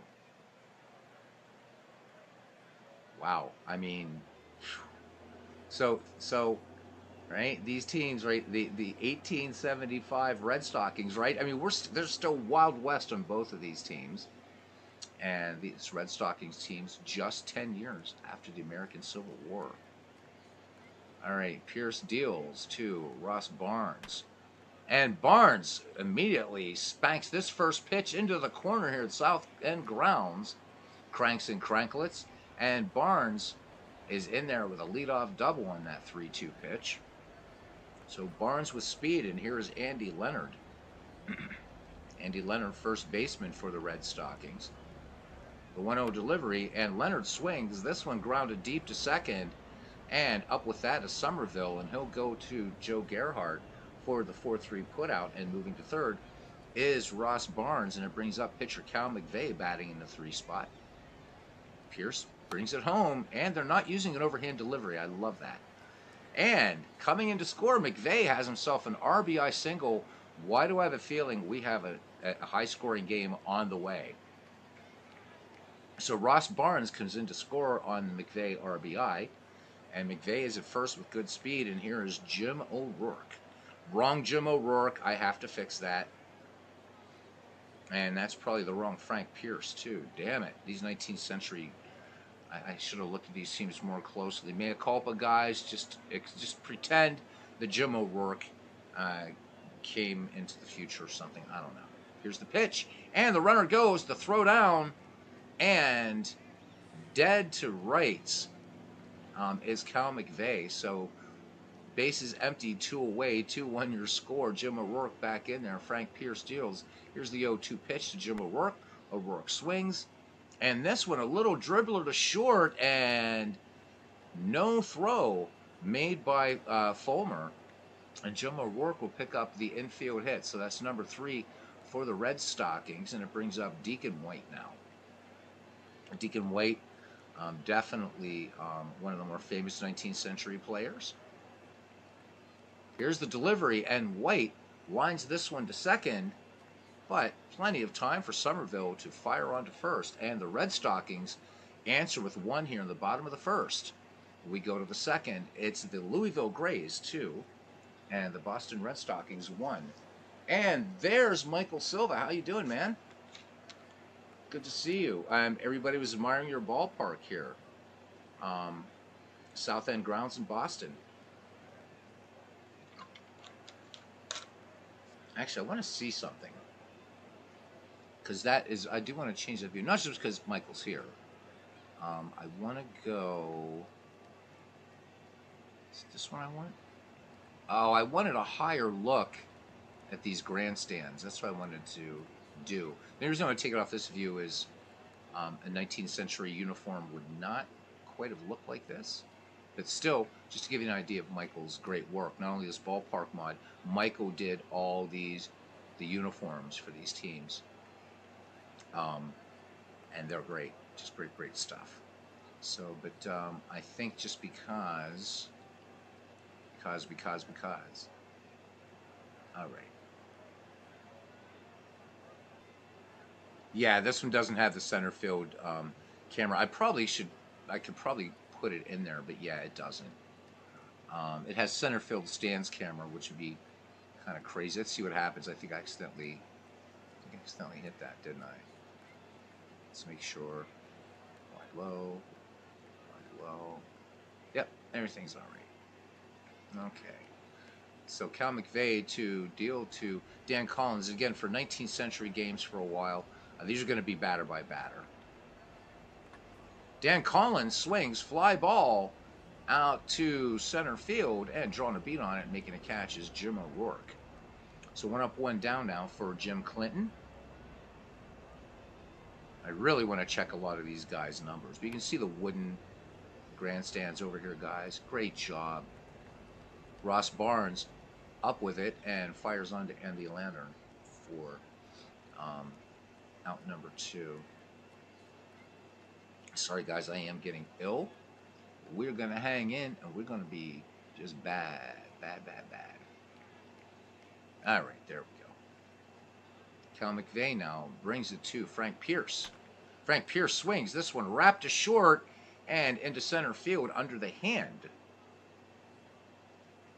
of Jumbo Latham. No gloves. Neither team wearing gloves yet. So Frank Pierce on at first, and here is Scott Hastings. Scott Hastings was plunked by Cal McVeigh to start the game. He would come around to score. McVeigh's delivery, and this one, diving stop at second by Ross Barnes, and Ross Barnes making the throw onto first base for the 4-3 putout. The Grays leave a runner at first. If we go to the bottom of the second, it's 2-1. And here is a Hall of Famer. Lots of Hall of Famers actually here. So Al Spalding, one of baseball's pioneers, leads it off. Here's the delivery to Spalding, who kept a gong in his box in Chicago. Spalding skies this one to right field, and Bechtel making the catch near the fence. I love the advertising out there. All right, here's Tommy Beals now. The 1-0 delivery to Beals. Beals lines this one to left field. Will it get down?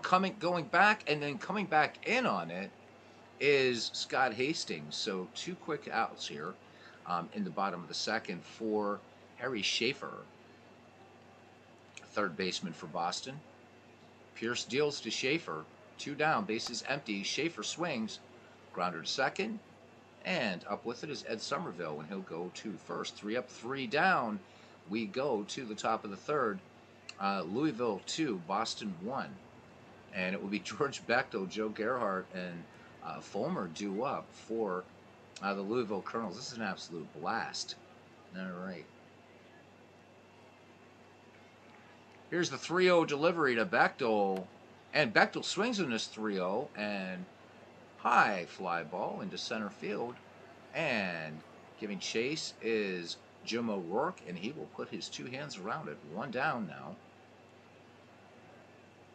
And Joe Gerhardt says, so Michael Silva says Ed Somerville is his new favorite player. Ken Castro says, so we get a little color in here, he says, well, Spalding was self-promoting, so I think he was a good baseball man. Yeah. Oh, he definitely was. Oh, so Somerville's named after the city he grew up in, Somerville, Mass. All right, cool. All right. So who do you guys got here?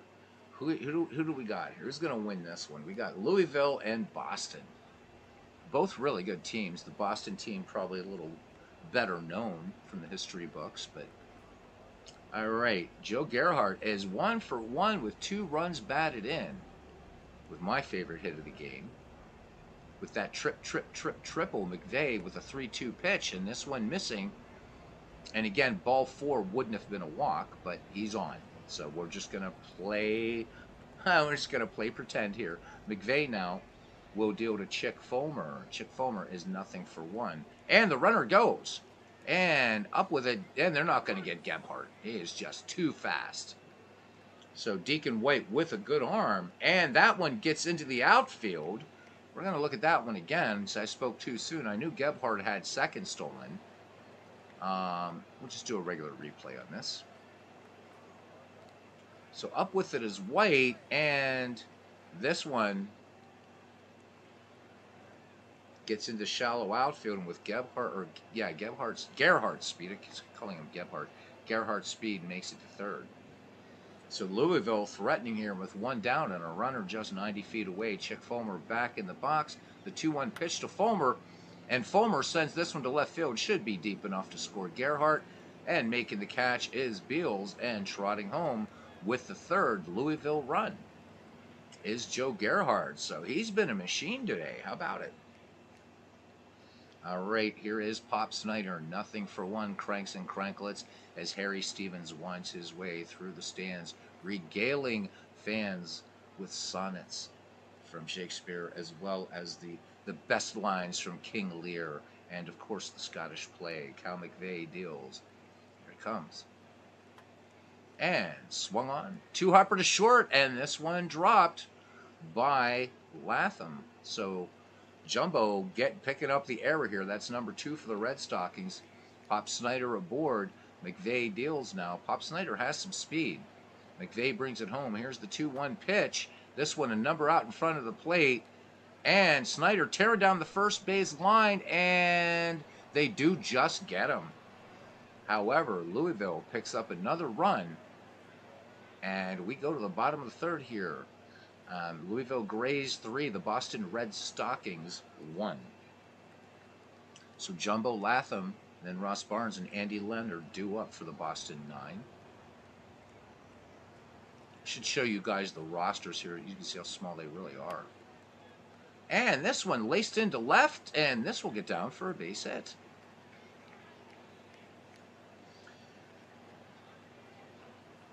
Pierce is going to get wrecked. He's 16.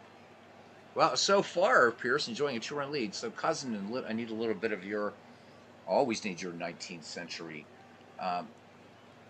expertise. When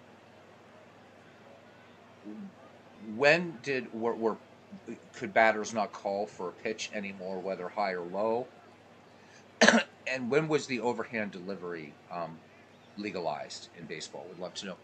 Also, as you guys know, this would not, again, I've said this before in a few 19th century games, this wouldn't be a home plate right here, and the catcher in this camera angle would be way back here under the little diamond mine thing, actually. Wouldn't even be close. But I'm just kind of curious.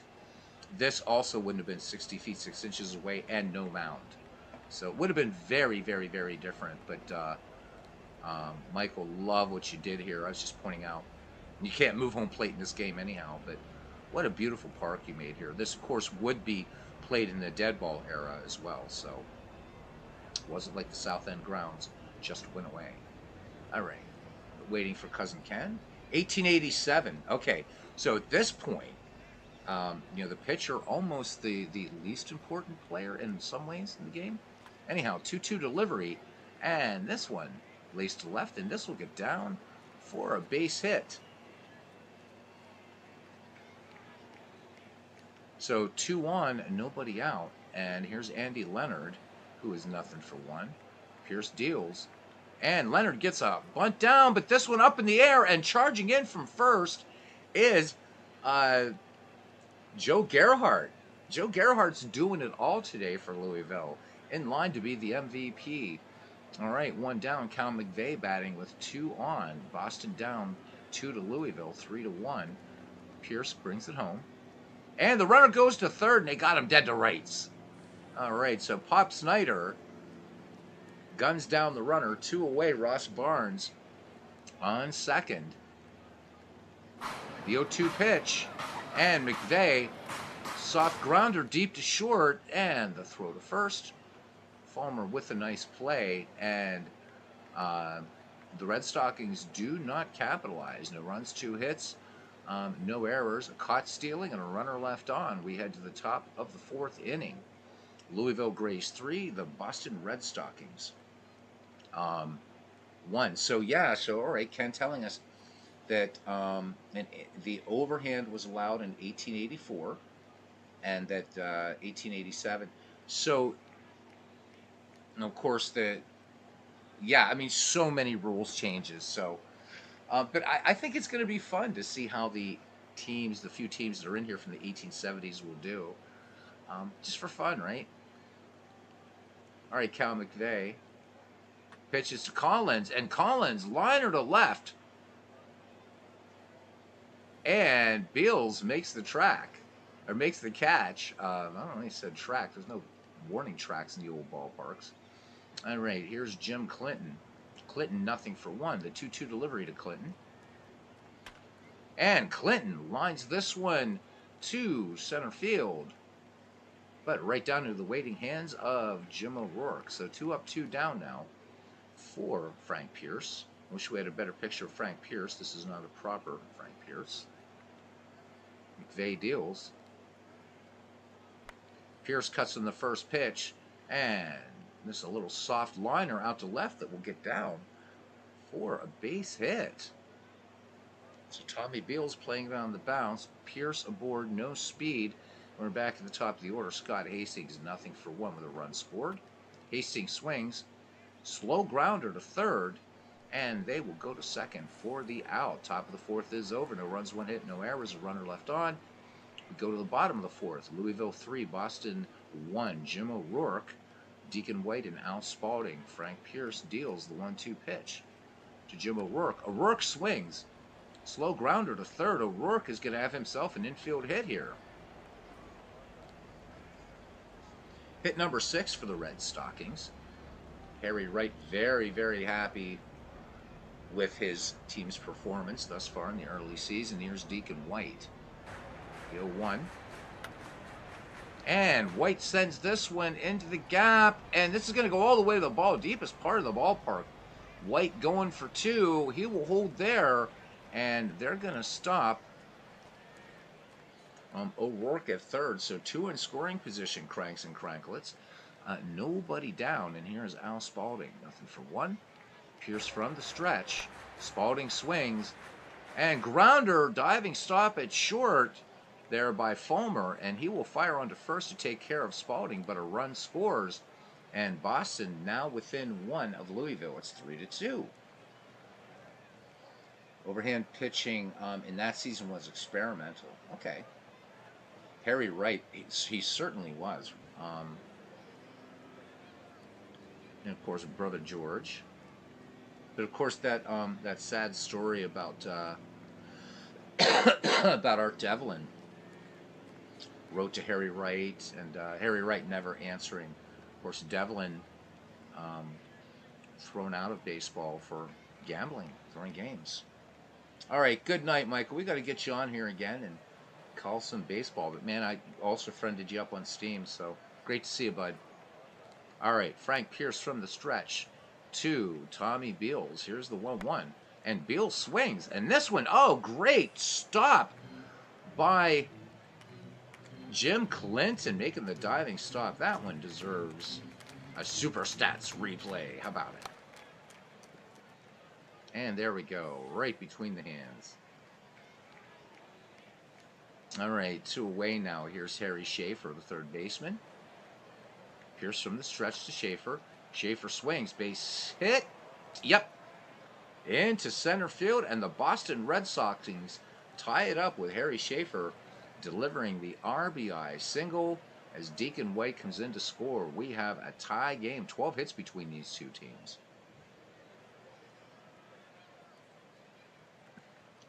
Yeah, it's kind of strange there, Legends. But anyhow, welcome back, man. All right, Harry Schaefer aboard, and here's Jumbo Latham now. Frank Pierce deals the 1-2.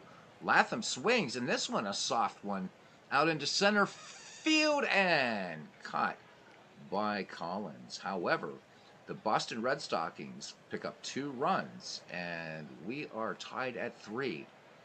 The 1876 Louisville Grays and the 1875 Boston Red Stockings playing a game they probably would not recognize, at least certainly rules they would not recognize.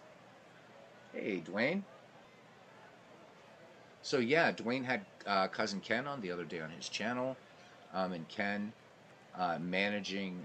This was in the his 1961 Braves and Yankees replay.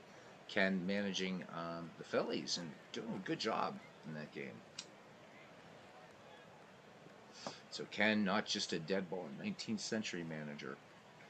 So check out the Dwayne Martz channel as well. And remember, Friday night, or Friday, I guess 2 to 3 opening day games. Season 2 of the franchise sports, franchise, oh my God, franchise Legends. Well, you know what I mean? I'm sorry, it's the Benadryl, guys. On Legends channel, the FSBL. Oh my God, Franchise Stars Baseball League, Season 2. Now I got it.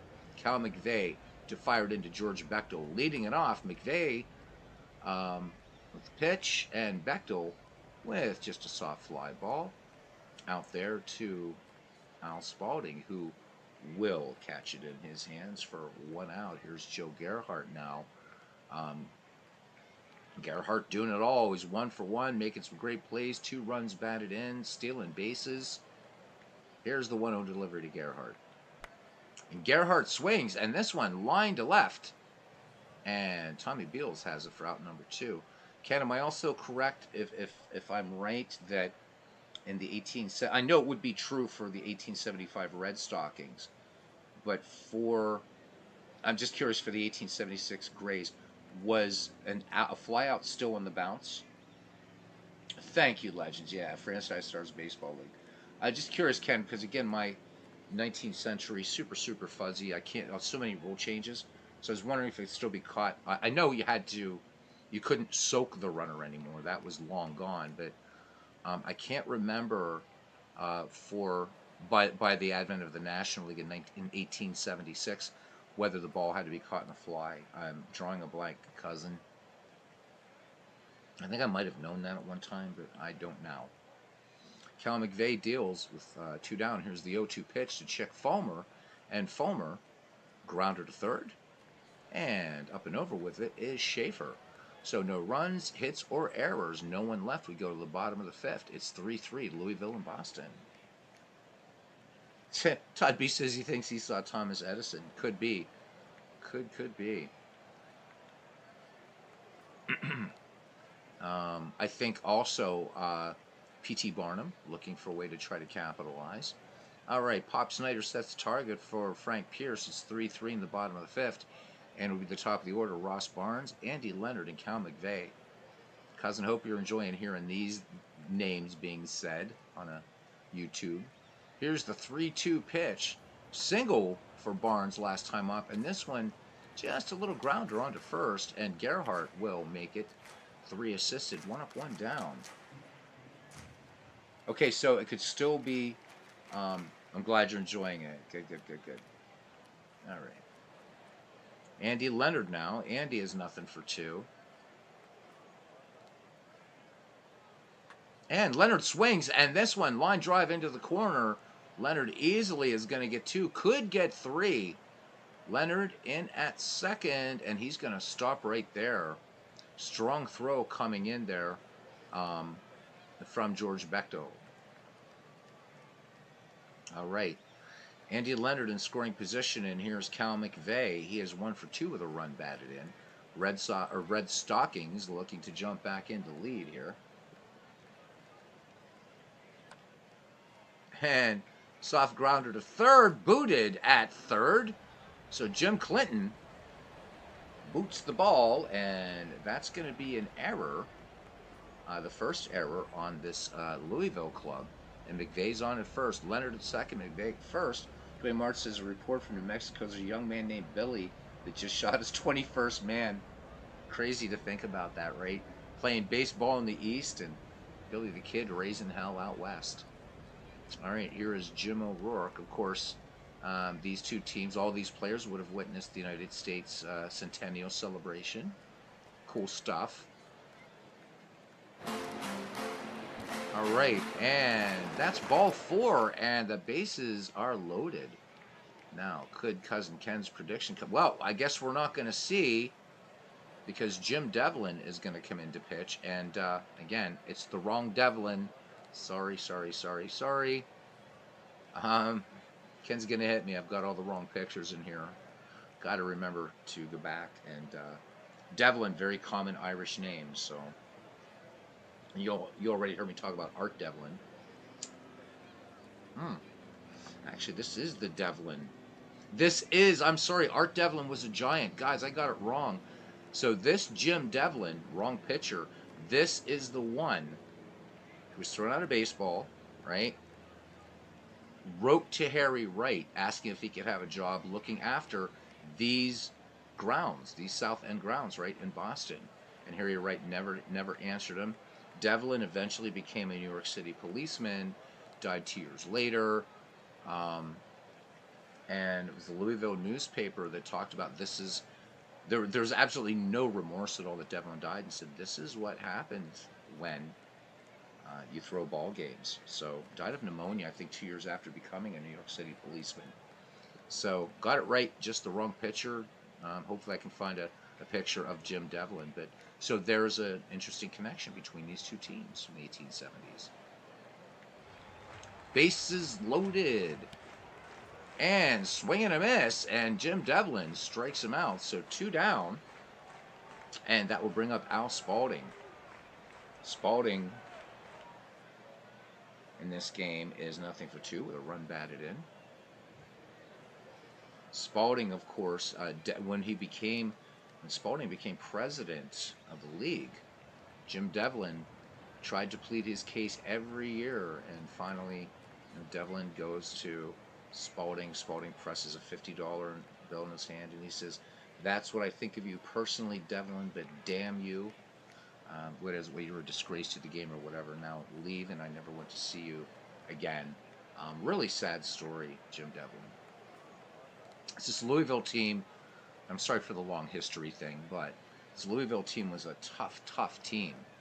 And where they got caught out was they just suddenly were losing games, like streaks of games that they shouldn't have lost against really bad teams. So we talk about the 1919 White Stockings. These guys beat them to it by a number of years. Also, in 1876, base runners were awarded 2 bases if a fielder used his cap or part of his uniform to interfere with a batted ball. Absolutely.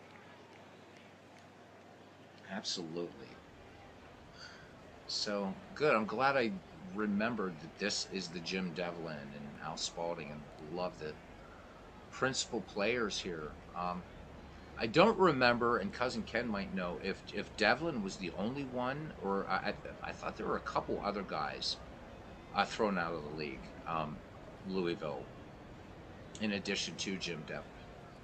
All right, Al Spalding in the box. Here's the 3-1 delivery to Spalding. Spalding swings. This one grounded to third and booted.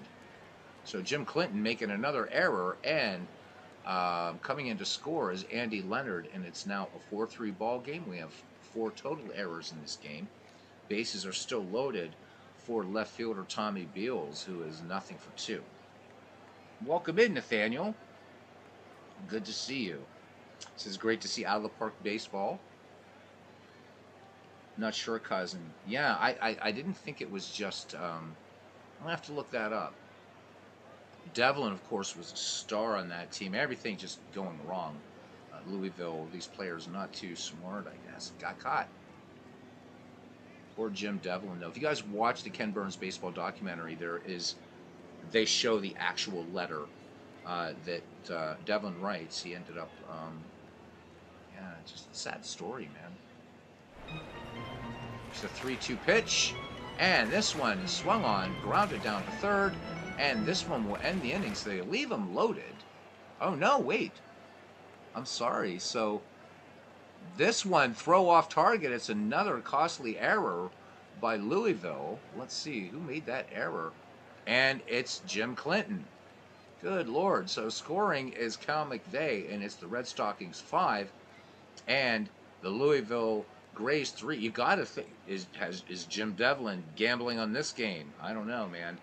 All right, Pop Snyder with the target now, which would be the two hands. And here's Harry Schaefer. He's 1 for 2 with a run batted in. Jimmy, we hardly knew you, me boyo, but you're fine. You suffered enough. Bases loaded, 2 out, 2 in for Boston. Here's the pitch to Schaefer, and Schaefer, line drive, base hit, left field. Schaefer's going to pick up 1. He's going to pick up 2 as the plate to plate, not in time. And the Red Stockings running away with this one now, 7-3, but still early in 19th century baseball. Tended to be a little bit higher scoring, so we'll see. Tommy Beals at second, Harry Schaefer at first, 2 down for Jumbo Latham. It could be Latham. Here's the 1-2 pitch. And we'll call him Latham. And little dribbler to short, and by the time Chick Fulmer gets to the ball, doesn't come up with it cleanly, and they're going to give Latham the infield single. So Boston with the bases loaded, and here comes Ross Barnes back at the top of the order. The dangerous hitter, he is 2 for 3. Devlin works to him, the 3-2 pitch. And Barnes, little bouncer back to the mound, and Devlin can't get him.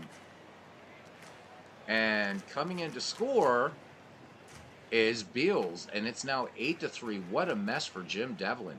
Harry Schaefer at third, Jumbo Latham at second, Ross Barnes at first for Andy Leonard, 1 for 3. Devlin with the 1-0 delivery to Andy. And this one gets by Pop Snyder. There goes the pass ball. They're scoring at a wild pitch, but coming in to score is Schaefer. It's now 9-3. The wheels are falling off, cousin. Wow. Yeah, his dust-covered garments were threadbare and seedy. His shoes were worn through with much tramping, while the red flesh showing in places indicated that his stockings were present day afforded not much protection. Al Spalding on Devlin waiting in William Holbert's office. Oh my. That is so sad. So sad. Thank you for that, cousin. It's kind of heartbreaking, man. All right. The 2-0 coming to Andy Leonard. Here's the pitch. And Andy Leonard smacks this to center field. This is going to get down for a base hit. And 1 run will score. 2 runs will score as this throw is up the third base line. Cousin Ken, it's 11-3. Do we invoke a mercy roll here? Boston has scored 8. And absolutely pounding the Jesus out of the Louisville Grays here. All right. Cal McVeigh, 1 for 3. The run batted in. Andy Leonard at first with excellent speed. Devlin Beals, the 2-2 pitch. And this should end the inning.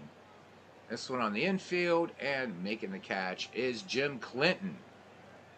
But the Red Stockings score 8, and we go to the top of the 6th. It's 11-3. Ted Castro continues the scene of heartbreaking tragedy. Devlin was in tears. Yep, Hulbert was in tears. And if the mist of a tearful sympathy filled my eyes, I have no excuse. Yeah, it might be over. So his cousin Ken continues. We'll continue the game, and we'll see here. I don't know. Again, 19th century baseball, super unpredictable. And you got to remember too, this game isn't built to actually play 1870s baseball. It really isn't built to play anything prior to 1893. But still, it's fun. Just to say the name of these players and get at least a sense of what they might have been like, maybe. McVeigh deals to Pop Snyder, who's 0 for 2 in the day. And that one, a fastball. So That's a strikeout for Cal McVeigh, his first. And here's Ed Somerville, new favorite of Michael Silva.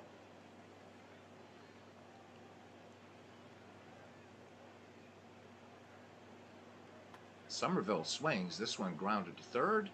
And yes, indeed, it's booted, and this time by Harry Schaefer. So second error for the Red Stockings. Speedy Ed Somerville aboard. And Louisville just down by 8 runs. Here's Dan Collins. He's nothing for 2. The 2-2 pitch. Collins swings, and this one gap to right. So don't count out the Louisville Grays. Here we go. Buckle up.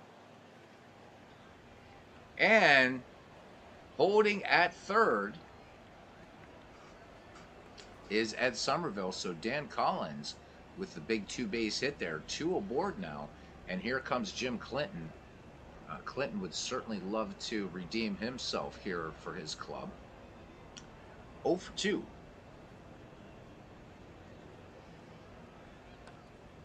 And Dan Clinton with a little weak grounder to third. And up with that is Schaefer firing on to first for the 5-3 putout.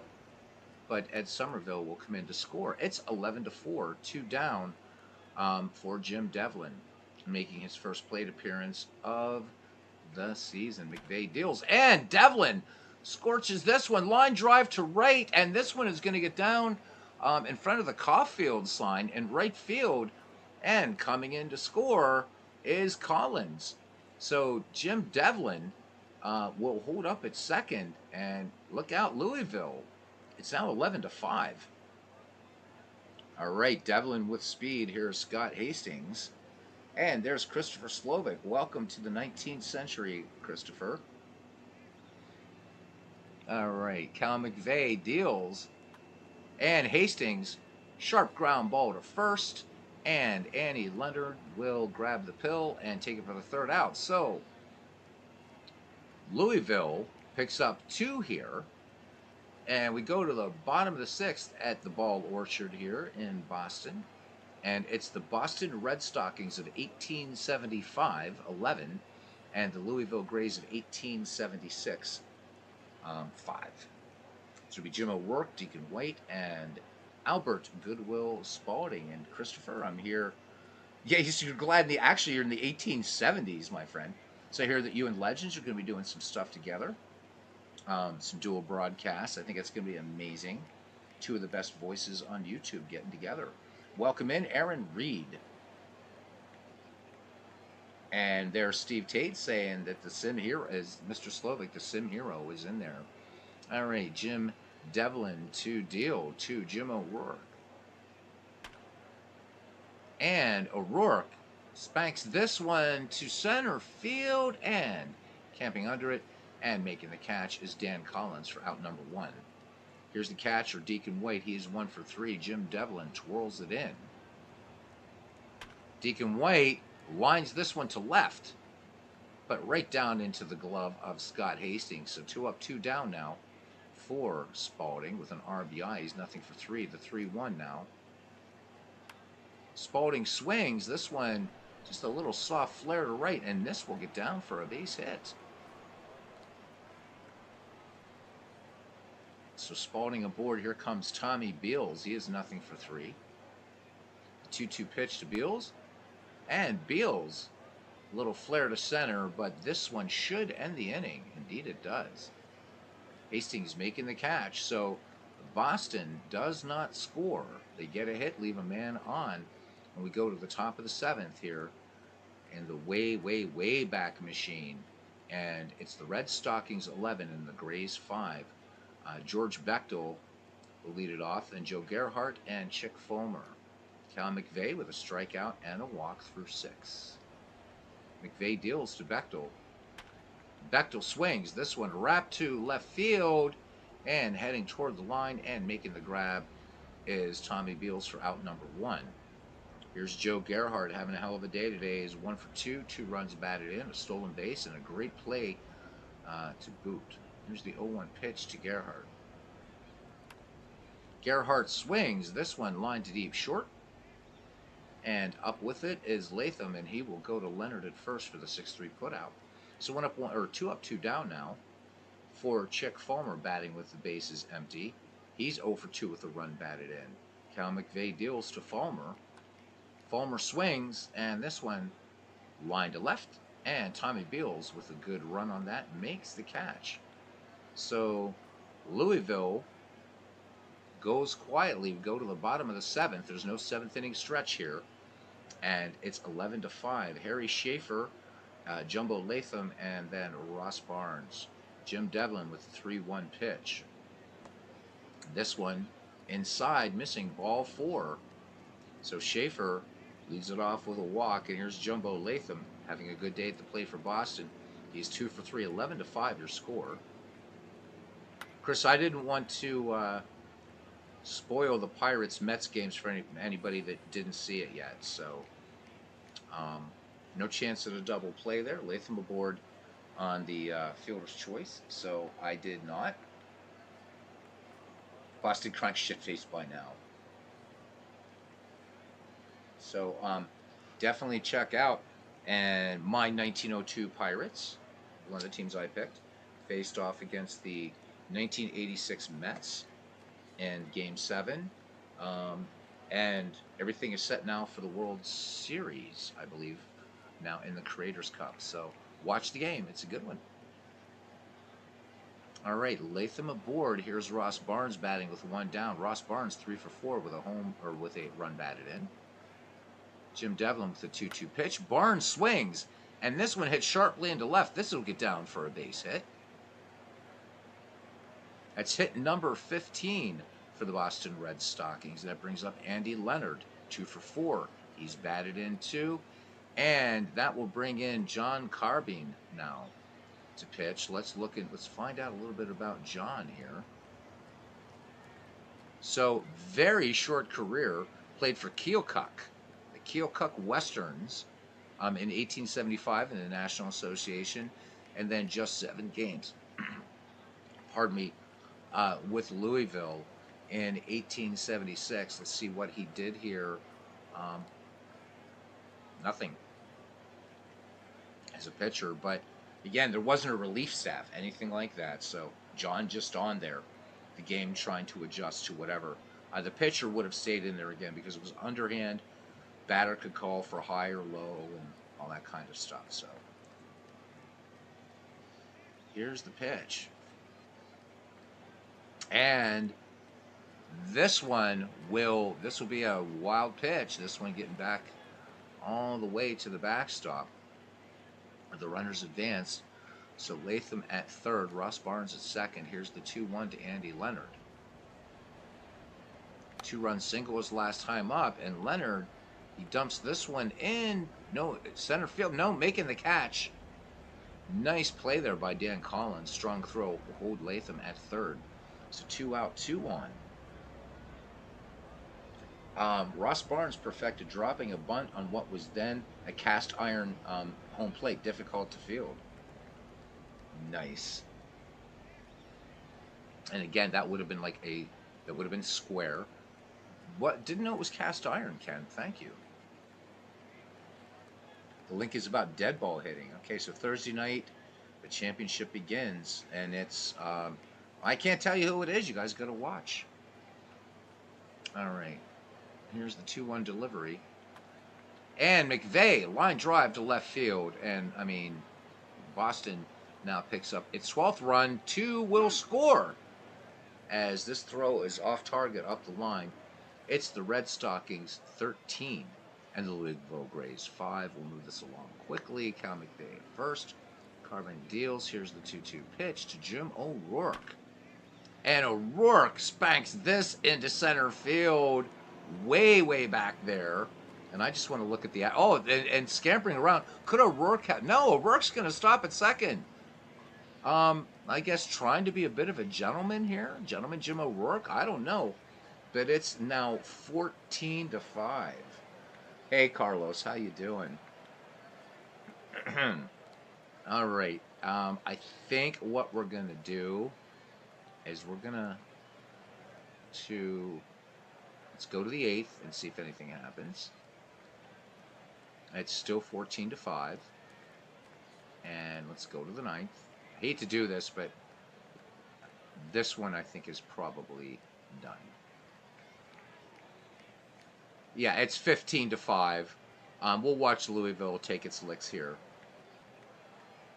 Hopefully, we'll get a better one next time. But thank you, 14 people watching some 19th century flummery here. All right. So John Carbine in against Cal McVeigh, who has 2 strikeouts. Here's the 2-2 pitch. Called strike 3, and 3 strikes at least weren't out. So 1 down. Here's Scott Hastings. To really call this, I would say he's calling for a low ball, but anyhow, soft flare into left toward the line, and making the catch is Tommy Beals. And it's down to George Bechtel. Here's the delivery. Swing and a miss, and that's the game. Rather unremarkable game, but thanks, guys, for hanging out. There's a good old Kodak sign, Red Rose Tea. Boy, Michael Silva, you did just a great job in this good old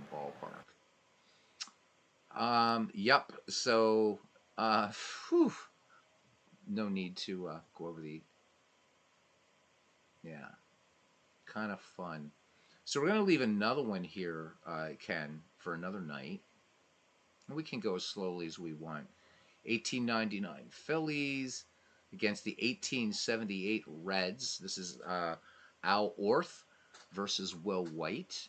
And we have the 1887 Wolverines against the 1876 Brown Stockings. The 1895 Spiders are going to crush the Ruby Legs. I almost want to just quick play that one, but we'll wait. So I'm going to take my time with this one. This is just a fun little project. 1907 Tigers, 1919 Reds. So Ed Seaver, Jimmy Ring. That's a pretty good matchup there. The Boston Braves against the New York 1904 Highlanders. Bill James, not the guy who wrote the historical abstract, versus Jack Cheeseborough, Hall of Famer. The 1902 Pittsburgh Pirates going after the 1918 Yankees. Yeah. This is Deacon Philippe against Slim Love, which sounds like the name of an actor in one of those agricultural sites that Ken Castro goes to. So that's it. Oh, yeah, that was mine. Yep, 1902 Pirates. Oh, I think we could. I definitely think we could design a 19th century board game. I think it would be fun. We did. We did pick these teams. So we'll go back just really quickly so you guys get a sense of what these teams, who these teams are. So in the Radbourne division, these are all 19th century, and then the Wagner, all dead ball. So we're going to have doppelgangers. Doesn't matter. King Kelly's like on 2 or 3 different teams and whatever. Dealing with this many teams in such a short time span, it's okay. This is not a full 154 game schedule either. So we got the 1875 Red Stockings, the 1888 Giants, pretty good squad. We got the St. Louis Brown Stockings, the Chicago White Stockings, who would, of course, not become the White Sox. The 1899 Phillies, the 1887 Detroit Wolverines. There they are, the Providence Grays of 1884, who haven't played yet. The Worcester Ruby Legs of 1882. So Cousin Ken threw in some ringers here. Here's the 1895 Cleveland Spiders, the 1878 Reds. Here's an excellent team, the 1899 Broken Superbas. We got the 1888 Pittsburgh Alleghenies.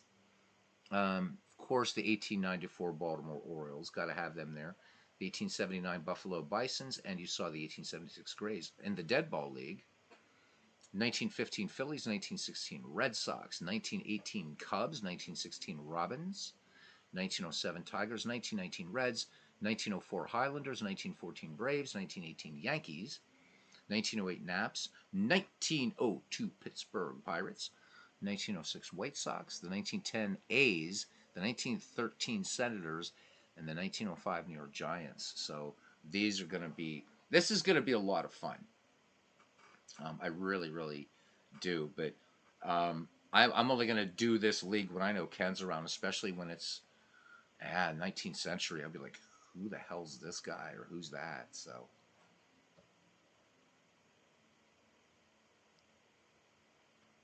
um, yeah, we've had a couple of those.